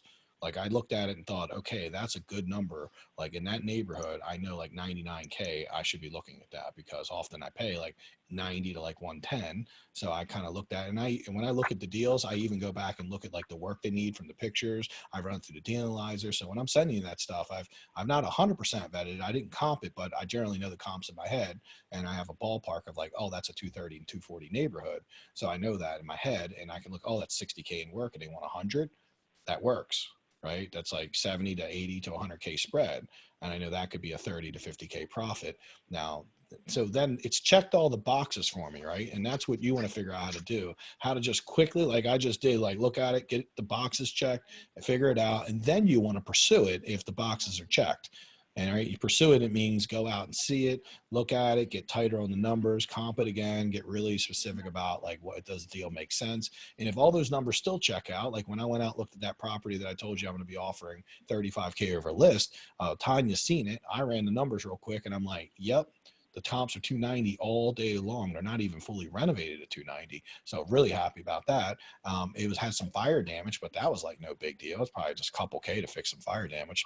That didn't even matter. And the house itself was really easy, and it's very consistent. It's a rancher, so it's a very easy comp to do. I had multiple comps that were the exact same house that is sold, and it's in a great neighborhood. So I'm okay, I need to get on that, right? So what did she do? She went and seen it instantly as fast as she could, and she got on the phone, and she's working on getting a hold of the agent now, trying to convince the agent to make an offer for us, because if we can't get the agent to make an offer for us, then we're in a huge disadvantage, right? We have to convince the agent to make an offer at all cost, because that's going to be that's one of the big winning factors. Like I told you, I think in 3 years, I've gotten 1 or 2 deals without an agent making an offer. Unless it's HUD, right? If it's HUD, it doesn't matter because HUD's an automated system. But if there's an agent involved who's going to be the gatekeeper, then we need them working for us and on our team. So that's the secret to winning. So think of that a little bit, and go back and look at it and tell me where you think so obviously in the list, it goes from lowest to highest. I'll tell you that just to give you guys a little bit of a cheat code, most of the lowest stuff is definitely pretty good deals. Some of the higher stuff that I put in the list is stuff that could turn into a good deal. So meaning like it's a little bit overpriced right now. How I handle things that are a little overpriced right now is I put them on a hot sheet and I check them in 2 to 3 weeks, because I know that if something's 120 and I got to buy it for 95, I have no shot of buying it for 95 today. But 3 weeks from now, when we're getting close to a month, the bank might consider 95. They might consider that once they got some time on the market, if no one's bought it. So what we do is we'll take and look at the stuff that's overpriced. We just put it on a hot sheet and we come and check it in, like, you know, say 21 to 27 days, because our only chance of really working this is if it's still around like a couple weeks from now. Does that make sense? So that's what we do with stuff that's overpriced. It never gets, we don't comp it. We don't go see it. We wait to see if no one's bought it at the high price and it's still around a couple weeks later. And if it is, then we might actually put a little more time into it, because maybe we can make it work now. Maybe they're motivated because they get 30 days on the market. They're now they have more potential. They might consider. Still pretty low, a low conversion proposition. But, you know, you have a shot, I would say, if it's over 30 days. But if you're, you know, a couple days on the market, you got almost no shot. I'm sure someone's going to come and be like, Mike, I got this for 30K less, 2 days on the market. And I'm going to be like, high five, good job. But, you know, ultimately, it's one of those stepping over dollars to get pennies, right? Situations. You totally will get a penny for sure here and there. Meaning, you know, if you look at 50 properties, you're going to win one of them. But I want to show you how to look at 5 properties and win one of them. Like that you can do when you're part-time while you're working a job. But it's really hard to go look at 50 properties while you work a job and actually do it with any kind of speed where you're not losing the best deals. So this is why we got to get narrowly focused, because like, I don't know how long it takes you to get to a house, but I know you're pretty quick. You'll do it in the evening or weekend or whatever. But like, you know, if you're looking at too many, then you're going to be slow about it, because, you know, you can't go see like 8 houses a day. Right. Even I can't, honestly. I would say that I'm as close to a full-time employee as anyone. My coaching business is legitimately a full-time job. So I can't run out and see houses. I see houses just like anyone who has a job, has a 9 to 5. I had to go see them like early in the morning. I went and seen houses the other day, and I was checking to see what time the sun came up, because I didn't want to be in the house in the dark. And I just, you know, because I knew I had like calls starting at 8:30. So I went and seen houses from like 7 o'clock to like 8:30. I seen a couple of houses that I thought were good deals. And because that's when I had to do it, just like you might have to do it as a job. I'm almost no different. Like, I know this is my job, flipping, but my schedule's booked a lot of times with all the coaching and everything else I do. So I don't always have time to get to properties. So I'm very, very picky about the ones I go to. And I want you to be the same way, because it's the way you run a good business. It's how you get results. I backdoored into this on accident when I realized I didn't have time to see the properties. And by not having the time, it actually made me create a great system. See, the best systems are created when you don't have time. Everyone uses time as an excuse of why you can't do this, but not having time is the reason that you can actually create great systems, because you learn to do it within the time you have. All right. You learn to do that. So anyhow, cool. If there's any other things I can help you with, Nikki, would you like me to take a look at your deal? While you're on, you're hanging out. I mean, I don't know if you want me to look at it or not. Yes. Cool. Let me do it. Yes. I have a few minutes because I don't want to skip lunch or anything, because it will be soon. Well, my late lunch. Tell me, you said it was pretty much a wreck. Do you have like a video I think you sent me? Let's see. Yeah, I'm like probably talking too much in the video. Well, it's okay. It's not, Just I don't. mute that, please. No, you got to get used to people hearing your voice. I know, but I think I cuss. Well, I mean, look, I hope nobody joined this as a church group. Right. So All right, that's good. I'm hoping that, you know, if you guys put some earplugs in or mute yourself, if you guys can mute the volume. If you I just don't remember what I said. Well, I'm sure it'll be hilarious for us to listen to. Okay. She's like, no, I don't want to be laughed at. I was just messing with you. I don't care. No, it's okay. Yeah, seriously. I'm because sometimes, honestly, I want to hear what you're saying, because you're probably, you know, describing a little bit Yeah. of what I want to know. So I'll keep it lower.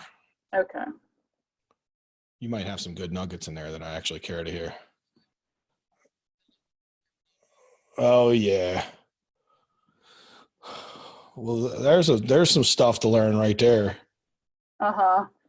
But you know what's crazy? The house next door just got 245. It's nuts, yeah. I can't believe it. So the house, are you faced that way, or is the other house faced to the side, or? So it's facing the main road. Okay, got it. Can you hear me or no? I can hear you. Yep, I can hear you. I can hear both. Hey, Nikki, is that Herondale area? Yeah, it's Herondale. Yeah, it's like Everyone is a- it's one street over from where we just did a house You know why these go for so much money? because they're made of metal. No, because they're like a block from Mission Barbecue. Come on. Yeah, that too. That adds Actually, value. yeah, and well, actually, Home Goods, is Home Goods still there? Or They no? got rid of Home Goods. It's gone. Yeah, I've they never seen a moved. Home They Goods move. moved. It moved. It went up to So that let me stop Pasadena this. I have a shopping center. question. Oh, did it really? I didn't know that. By where Yeah. Marshall's is or something? No, where the Chick-fil-A is on the corner of Jumpers Hole and Oh, okay. Because I was looking for it the other day. I went there to pick some Yeah, stuff so up for Home- staging, and it was empty, yeah, and I didn't know where to go. I'm glad you told me that. yeah, Hobby So Lobby's up there too. have you found any that are facing Ritchie Highway like this, the busy street? Because Yeah, it is the one right next door, and it just got Okay. 245. It's okay. literally right next door. And it's the same size as far as does it have any additions or Yes, anything? they How many added is a it? 3-1? bathroom. So it's a 3-2 then. So they added a bathroom, I think, in that little closet. But I sent you 3 comps. So That there's comp, no. All right, let's take a look. Let's just no see. addition. No addition for sure, though. Okay, But got it's, it. I mean, this like I wouldn't use the 245 because I feel like it's like I'm not saying you can't get it, but I Come use on. 220. That's yeah, what I 220, 225. This is going to be one of those weird situations where you're just going to have to kind of go with your gut a little. Maybe you'll miss an opportunity. I mean, but look at this ceiling. Crazy, huh? you can fix all that. It's all that's the stuff you want, honestly, because like this is. Well, I already called him and made my offer, and I told him What I was your want offer? 95, How much are you thinking for renovation? 65. I'm 100% certain you can do it for 65 because there's just not much left. You could gut everything, do new sheetrock, trim Well, even the doors, walls in bathroom. the walls in the bedrooms are fine. Like Yeah. the paneling is all like in good shape, like in It here. is. But you're not going to, that's gone. Well, I was supposed to save that in Jennings. I Elvis. remember. There's Yeah, like it doesn't Ricky look bad. Martin and like stuff in there. But yeah, it's Okay. So the only thing that sucks is like there's no backyards. You literally Sunroof. Yeah, Is that a sunroof? Yeah. All right. So you got a little bit of work to do there. So let me stop just to explain for people. So a lot of times people get a little wigged out about the fact that you have a sunroof on the house. The sunroof's not that big a deal. They're literally going to probably take those couple joists, might need to be sistered or replaced. We're talking a couple $100 to do that, a couple $100 to get some new plywood on the roof, a few $1,000s to do a roof on it. Ultimately, once you fix some of the framing and some of the plywood, which maybe is $1,000 or $1,500, you're just doing a roof, and it's then your house. Then you're just flipping a house after that, right? Which means you'll need some sheetrock, you'll need some trim and doors, bathroom and kitchen, but the house itself's like 1,000 square feet. It's not very big. It's 3 bedrooms, 1 bath without having no basement. So a lot of, it's a very small house, and figure you'll need everything. It's $65K for a house that small with no basement. You pretty much have money to do every single thing on the house, which I think you probably could save some money on. Is I think you could keep it the same color because that's a good color. Yeah. Yeah, I think the neighbor a couple houses up must have shared a paint can. So, but you don't have a way to do parking, so that definitely parking will always So be. that's what I was asking, because so there's like a double gate in the front, and there's like a place where you could put a driveway there to the right of the house, but the curb is not, like. Well, you'd have to pull permit for the curb to get that done. Okay. So you okay. can get it done. You just have to pull a permit for it, which Gotcha. meaning you Okay. probably have to pull a permit for other stuff too. Yeah, I don't know. You may not have to. They're pretty, I don't get caught that much. And I like that it has like a jail fence around it. Like that's pretty funny. I know. I text the wholesaler. I'm like, am I going to get shot if I go in here? I'm Yeah. like, I mean, it was like a padlock on the fence. Does it really have a backyard or is it all front yard? Oh no, it's like side yard. You'll see when I walk around. And how about your comps? Do they have any backyard or they have the same problem?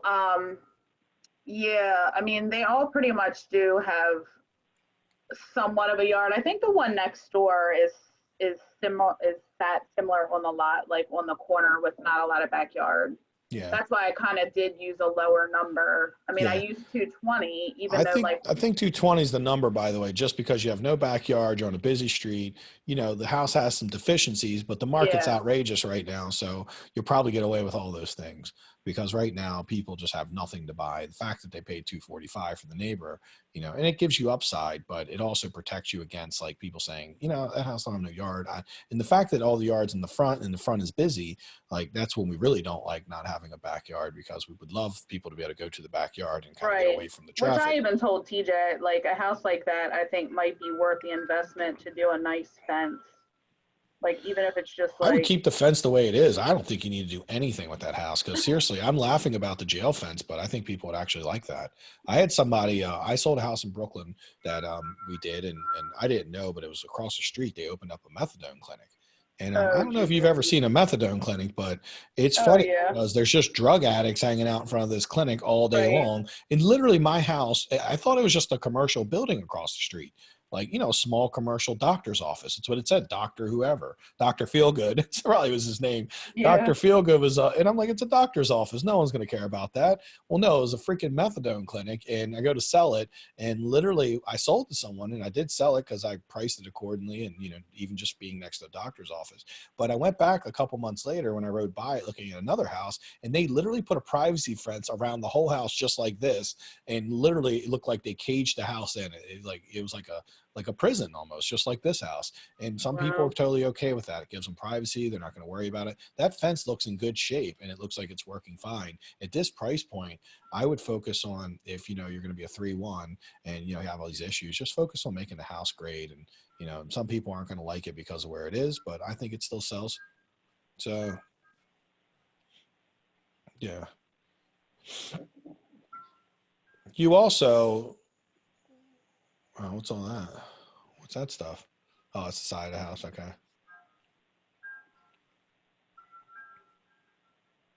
Yeah. So I think that the reason that you would get more than Jennings, but it's going to be similar to Jennings, is because Jennings sold like a year ago, and in the last year, shit's went crazy. Like, it's like things are selling for a lot more. The price is being driven up by the economy and the lack of inventory. So we're seeing stuff like, I just got 265 in Brooklyn Park for a house that, like, the comps all day were like 210, 220 for the last couple of years. And 265 was nuts on the street. It's not even a very good street in Brooklyn Park. I had a hard time getting 235 in Old Brooklyn Park, which is much better. So we are seeing the market creating like some really good numbers right now. So I think you're fine at 220. I think 65, you're more than safe. There's probably, like, when I'm seeing like some of these windows can be saved. There's, the siding totally probably could be saved and cleaned. Yeah, the siding actually wasn't in bad shape. Yeah, and the color I'm joking about, but the siding looks good. Right. So if you start thinking like save some windows, save some siding, you might be able to cut this down even more. So what are the numbers? Are you making about 25K running the numbers you're running right now? It was 30. I mean, 30? if I usually just take my commission down to like 1,000. And 30K you're making, and that's a 95 offer, you said, or? Yes. And he's got it for 85? Yes. So you make 10K. So the question mark, instead of making your offer, what I like to do, have you asked him what he would take today? Like, what is it? What do you need?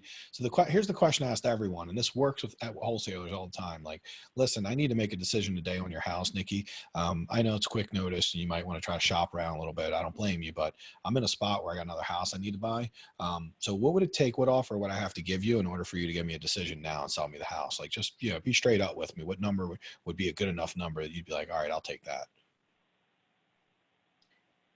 Yeah, I asked him that, and he didn't really answer me. So I just I went forward with just, I just basically said, like, look, I gave him the offer verbally. I called him because he was a texter. So he was like really texting me. So I was like, yeah, I was nervous, because I was like, oh my God, So you didn't wait. So key is you ask it, you get them on the phone, you call them, you don't let them be a texter, you get them on the phone, say, look, I need to talk with you, like, period. I need an answer. And if they don't give you an answer, you say, and he was fine. He was like, what's the number?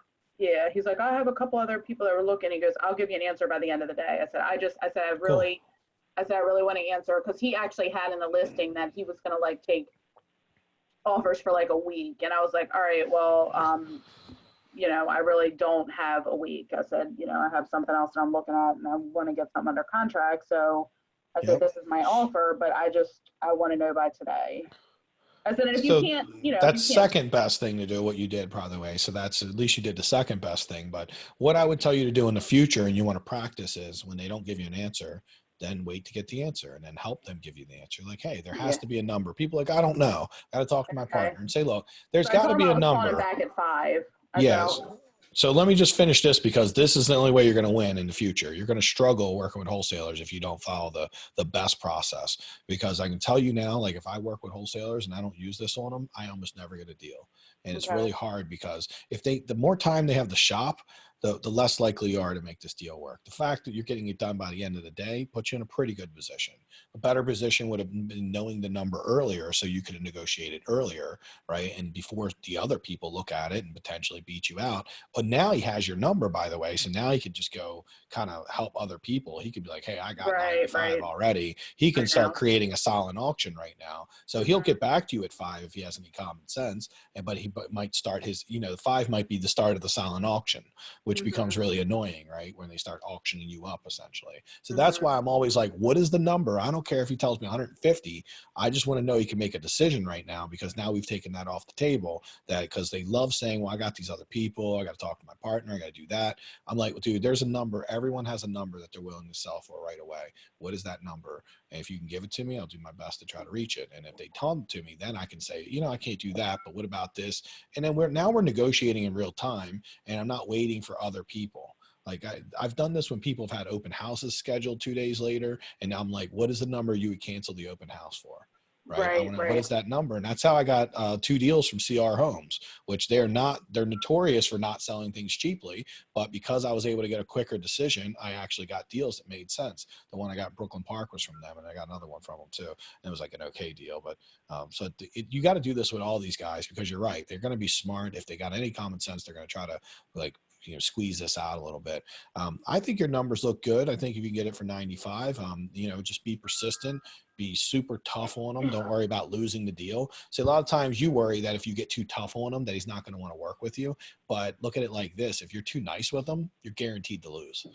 Yeah. Period. Like if you're not like a little bit assertive about pushing them, like you pretty much you got to be willing to lose the win in this situation when it comes to wholesalers. So if you're not pushing them hard, like you'll just win all the time, and you'll go into like what I call wholesaler purgatory, where you just like keep looking at deals, never winning, getting close. That's the true purgatory, when they're like, yeah, I think that'll work. And then like, oh, I got a higher offer. And then you're like, okay, I'll meet that offer. Okay, he went higher. And now you're in some purgatory where you never win unless you just do stupid stuff. And it literally will drive you crazy when you get in that place. So I eliminated. I'm like, dude, I need an answer today. I love that you did 5 o'clock. That's perfect. And then today, when he comes back to you, we're going to be talking and saying, hey, is it yes or a no? Like, I need a yes or a no. And if it's a no, where do I need to be? Now you're going to say the same thing. Like, so where do I need to be to get this done today? And then you can make a choice, because if he comes back and he asks for a little bit more money, I think you probably can make this deal work. So what I might do in anticipation for a negotiation later is I might go ahead and put a line budget item together and try to hack this thing down a little bit. Just throw in a couple, probably 3,500 for the roof, maybe put in like 1,500 to 2,000 for, fixing the framing in the roof that needs to be, because that's all it would be, honestly. And then the rest will just be pretty standardized, right? I mean, after that, you can kind of standardize everything out. But look at the windows you can save. Look at anything you can save is going to cut your cost down. And if you get that line item budget and you find out it's 60 instead of 65, well, now you can offer 100 instead of 95. And let me tell you, like, that's going to give you a bigger chance of winning. I don't get this detailed until I feel like I'm in the game. And based on everything you've told me, I feel like 95 is in the game, that you got a shot. But I would love to know that I had 5 extra K potentially. If it's there, I'd have it. Or if you do the line item budget, this thing comes up to 70K. Well, I'd love to know that I ain't got no room to move. It's 25K profit and that's it. So I'm not thinking it will come up to 70K, but I'm thinking honestly, I'd probably be looking at about 55, 60 on this one, because see, this one's the only thing different about this one and the one you did that cost you 48. I think that it's only just the roof problem that's really the big difference. However, where I think you might save money compared to the one you did is you had to put siding on that you won't have to put on this because it was really choppy, and you're going to, so it might almost be a wash. Like the cost of the siding versus like doing the roof might be like an even break. I mean, I would probably run a budget on this and think this might come up to 50 to 55K.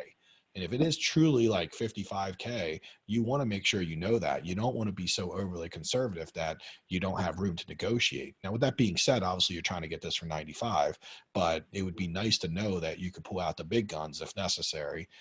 If you had to pay 100 or 101, you know, if you're starting at 95, you got a lot of room to try to lock this thing up today. But, you know, do it like, obviously do it very clearly and accurately. But so I would suggest you run a budget, do that, and then get real clear about the exact numbers. And because it's just healthy for you to do that anyhow, to get you good at budgeting and doing numbers. But it's going to give you, I want you to come to this negotiation later with the ability to try to win. If it's there. If it don't exist, it doesn't exist. Right? If it's there, then I want you to know about it. Because I'll tell you what's probably pissed me off the most is when I look at it after the fact and realize I didn't do a budget and I could have got it done for cheaper, and I missed the opportunity because I didn't take 15 minutes to put a budget together. Right. So that's why I would say that's your next step now, because you're pretty in this deal, and I'm rooting for you to get it for 95. I think you'll have a good deal if you get it for 95. I mean, he seemed like excited. I mean, he was like, "Oh, yeah. Okay. Well, there's a really good chance you'll get it for 95. I just want you to be prepared for what I don't want you to do is say, like, later he comes back and says, look, I need 101. And then you're like, I think I can do that, but let me go look at it and I'll get back to you in the morning. Right? Or somehow it goes to the next day. Because see, what could happen when you take it to the next day is now the other people get time to sit, they get time to get some FOMO, and they start negotiating themselves. Now all of a sudden, like, these other new offers start coming in, and now you're in a place where it's gotten out of hand and someone overpays. So what I would love for you to be prepared for is when your call today, when he's discussing what it's going to take, I'd like you to be able to say, give me 1 second, pull up your deal analyzer, and be like, yes or no. Right? Know enough about your deal that you don't, because your mission is at 5 o'clock is to try to close this deal or discount it, right? Either close it or be like, it's done. Either get it out of your life and move on and look for more deals, or get it done. Well, that's what you should want to do. And by doing it quickly like this, you give yourself the best chance of winning. Secondarily, you give yourself the best chance of going and finding another deal. So you're not sitting messing with this for the next 3 days, because all it's going to happen if it goes a couple more days is you basically they'll find someone to overpay. That I know for a fact. I've never been in a Glen Burnie negotiation. You know, the couple bad things about the yard, the street, and the overall condition, that's actually big in your favor, because like we look at it and we're like, yeah, something just sold, same problem, like 240. So we know we're going to get 220. Most people look at it and say, oh, I'm not doing that because it's on the busy street. But we don't care, because we're adjusting the comps accordingly. And same thing with the roof. People look at that and see much more than what it is. So we want to look at it and know that, okay, you're seeing through some of the problems and you're seeing some solutions versus problems, you know, just ARV. But now what I need you to do is just, when you fight for this today, be prepared to fight for it and know where you'll go and know where you won't go. Like, we're like 100%. So I'm going to actually, I can't stand it. We don't know. So let me do something. You guys have a screen share. And I'm going to do it the speed I normally do it, so don't get in. And because I basically do this on every house. When I get into negotiations on every house, what I do is I'll just pull up a budget and I start and I'll run numbers like super quick, right? I don't care how accurate they are. Only thing I care about is that they are done. Because a lot of times just line item this out, it gets done. It's actually fairly reasonably good. So, and then sometimes it shows me when I'm like way wrong, by the way. So we don't have anything for decks and railings. I don't know how many windows you need, but I've seen at least a few. The house only has like 10 windows. I think it's 13 is what we did for Jennings, and I think it was 4,000 for windows.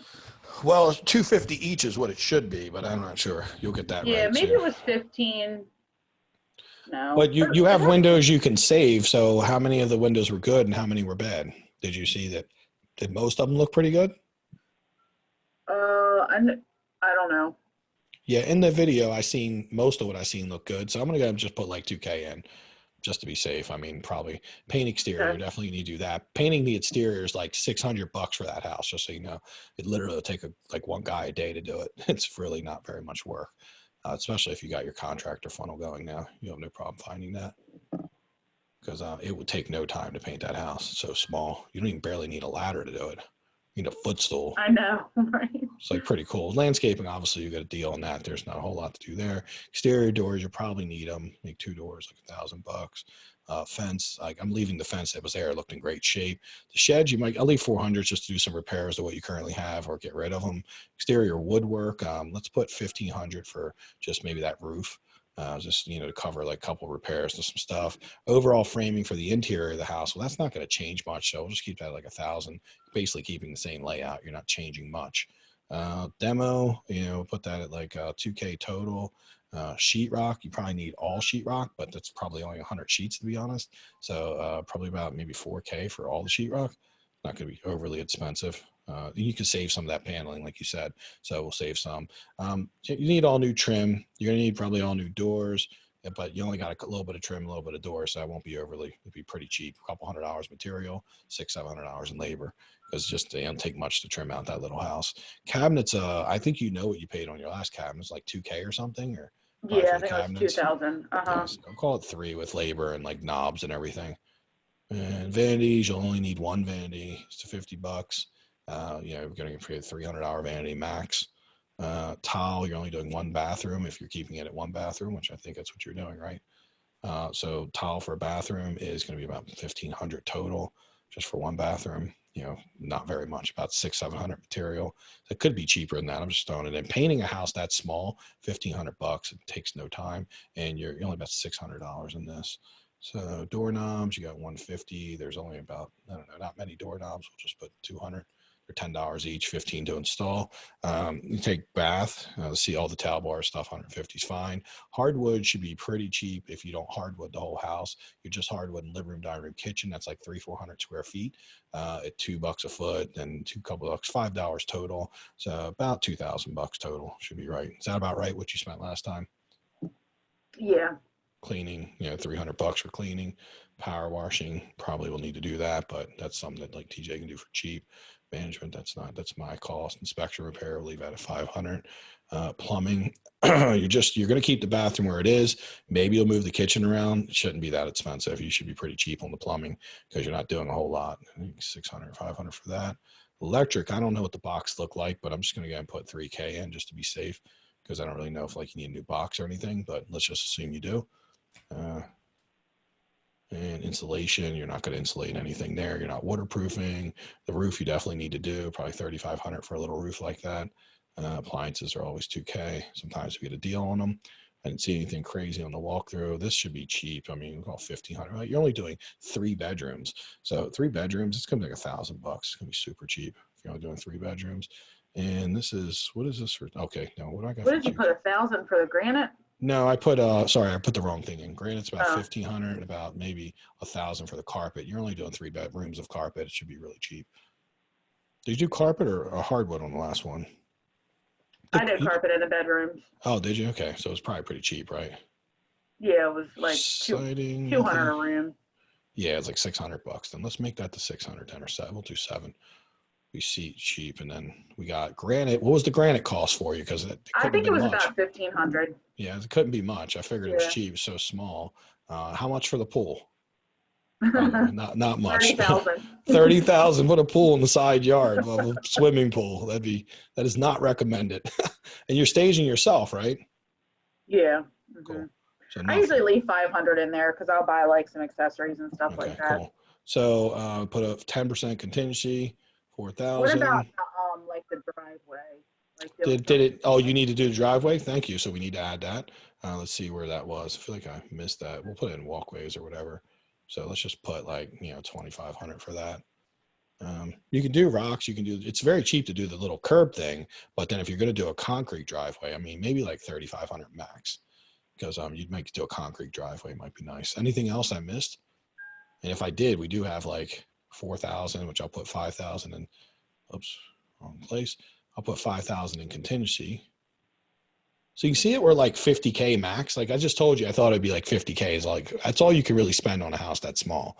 And I think that even though it looks a lot worse than yours, there's a couple big items that you did on your house that you won't be doing on this house. And those items will kind of offset the little bit of roofing issues that you have, right? Because that's pretty cheap to do that. What's not cheap is siding a whole house is never going to be cheap. Especially because you paid kind of a high price for it, with the labor you were using, and then, buying all the materials and everything. So, I mean, honestly, I would look at this deal and this is what people are paying, by the way. You can see as we hack through this, I'm glad we looked at it together. So I think I'm running numbers the same as you. Let's put that at say 220 max. Let's see if I can get one more zero in there, be helpful. 50K. and I'm betting you can pay about 115 for it. Let's see, and then 3,000 annually. I got 2.5%. I got 1,500 in, like you said, it's a couple bucks, 12 and 2. You should be able to do that. It's 24,000, so it actually seems like you could pay about, up to about 110 probably, and still make 30K. 30K on a house like that for me is a no-brainer because they're so easy, and it's going to sell. And you might have upside. Maybe you'll get more than 220. We don't know, but I look at it like you could go to this number. Now, are you going to try to get it for 95? Hell yeah. But I'm giving you some room to close this deal today. All right. If there's 15K, like the thing you can't do is let this slide. If this guy's like, I want 102, like, you got to take it down for 102 because like, if you take it at 102, like we're looking at the numbers and like the numbers look almost like 40K to do a 1-floor house. It looks like a shed. Like it's rehabbing a shed for 40K, solid. I'm in. Right. Like I know it looks like it's a lot of work, but it's a shed essentially. You're essentially rehabbing a shed. Yeah. Like it's a she shed. You make it your she shed. That's what it looks like. It's like legitimately like a tree house or something. It's not really even, we're rehabbing stuff in Baltimore that has like 3 floors, like it's got 2,000 square foot and a basement and it needs waterproofing and needs all this stuff. And we're spending 70 to 80K on that. Like this thing, 50K is a lot. If you put it in perspective against that, like 50K is a lot for a little house like this. The last one I did that was actually in Herondale and it needed everything. I spent 55 on it and I had to put a roof on it. I had a tree growing out the roof and I had to put siding, windows, every single thing on it. It cost me like 55,000 because, and that was a lot, by the way, because I've done a lot of Herondales for like 40. And like 35, 40, but that one cost me 55 because there wasn't a thing it didn't need. I mean, it literally, you could save nothing in this house. And it was a train wreck. Like yours is pretty bad, but mine had a tree growing out the living room. So I literally had to like fix stuff in the interior. It was a crawl space and had a tree growing out the crawl space that went up through the roof. Like kind of crazy, right? So it was hard cutting a tree out of the crawl space. I don't know how that even happened. But it was the craziest thing I've ever seen. So you get my point here, right? Negotiate your best deal, but now you're coming into the negotiation with an ace up your sleeve, extra money. I would probably think based on if you can get this done today and you have that conversation of like, what is it I need to get this done? I think you got the manpower to get this deal happening. So I would say with what we just discovered that your prospects of getting this done have just skyrocketed. Right? Because now you have so much leadway. Don't offer it to him. Just say, dude, I need to make a decision now. And if he's like, hey, I got this other person coming tomorrow, then you just straight up like, what do you need to sell this to me today? Like all you're looking to do a little more money, right? What money do I need to give you to make this happen? And then just say yes to whatever it is. Because I'm sure it'll be reasonable in comparison to what you can pay. And you can negotiate it some. If he's like 102, you say, look, if I give you 99, can you make it happen? And he's like, yeah, I can do that. Or he's like, no, let me wait till tomorrow. And look, how about I give you the 101? If I do a 101, can we do this right now? You get the contract over to me. That's it. That's how the negotiations go. We lock them in. They promise it. We get them to honor it. And then we get them to send it to us right away. Because like say the agent's pounding me about this other deal, like they got it locked up for me, but I really want this because it's right around the corner from my house. That's it. So good luck with it. I think you'll do well. I think you'll be able to make it happen. And you'll be able to break the dead streak of wholesalers. You do get deals from wholesalers. You just got to work them correctly because time is your enemy with them. And remember, they're investors like us. So, at some level, somebody's probably taught them to try to stall all their offers out. Right. I mean, they probably learned the same stuff we know. And so we just don't want to, we have to create an environment that's more conducive to us. What you have to make that happen is your really strong offer. And now when you're like willing to pay like 101, he makes 15K, the FOMO of potentially losing your really high offer, right, is going to be like, that's going to scare him enough to say, you know what, I'd like to wait, but I don't want to take the risk of getting 91 when she would have paid me 101. So like, that's real money for him. That's real money he could be spending by Christmas time. Right. Merry Christmas. Anyhow, all right. Well, send me a Marco Polo and let me know how it's going. I'm excited to hear the outcome. And if there's any help you need, feel free to reach out. Everyone, I got to go eat. So I have to be at a house to take a look at it at 2:00. I realize it's 7 minutes and it's a little farther than 7 minutes away. So I've actually broke my promise and I'm going to be late. The good news is I did say around 2:00. So that's on them for accepting around 2:00 because that means whenever I feel like it. I'll never accept around a certain time. I always say, hey, when are you coming exactly? Because around 2:00 could be 3. around 2 o'clock could be 4. Who knows? Anyhow, I got to get going so I can make it there. I hope this was really helpful for you today. Nikki, thank you for sharing this deal, because I'm sure that was helpful to a lot of people. And, just seeing the overall thought process, how we're breaking it down, how aggressive you're going to get about trying to win this is going to be pretty cool stuff. But if there's any questions you have, you know how to get me. Okay. Everyone have a good couple of days. I will see you on Thursday, and we got some cool training coming up then. Everyone will talk to you then. Have a good couple of days. See you guys. Thanks.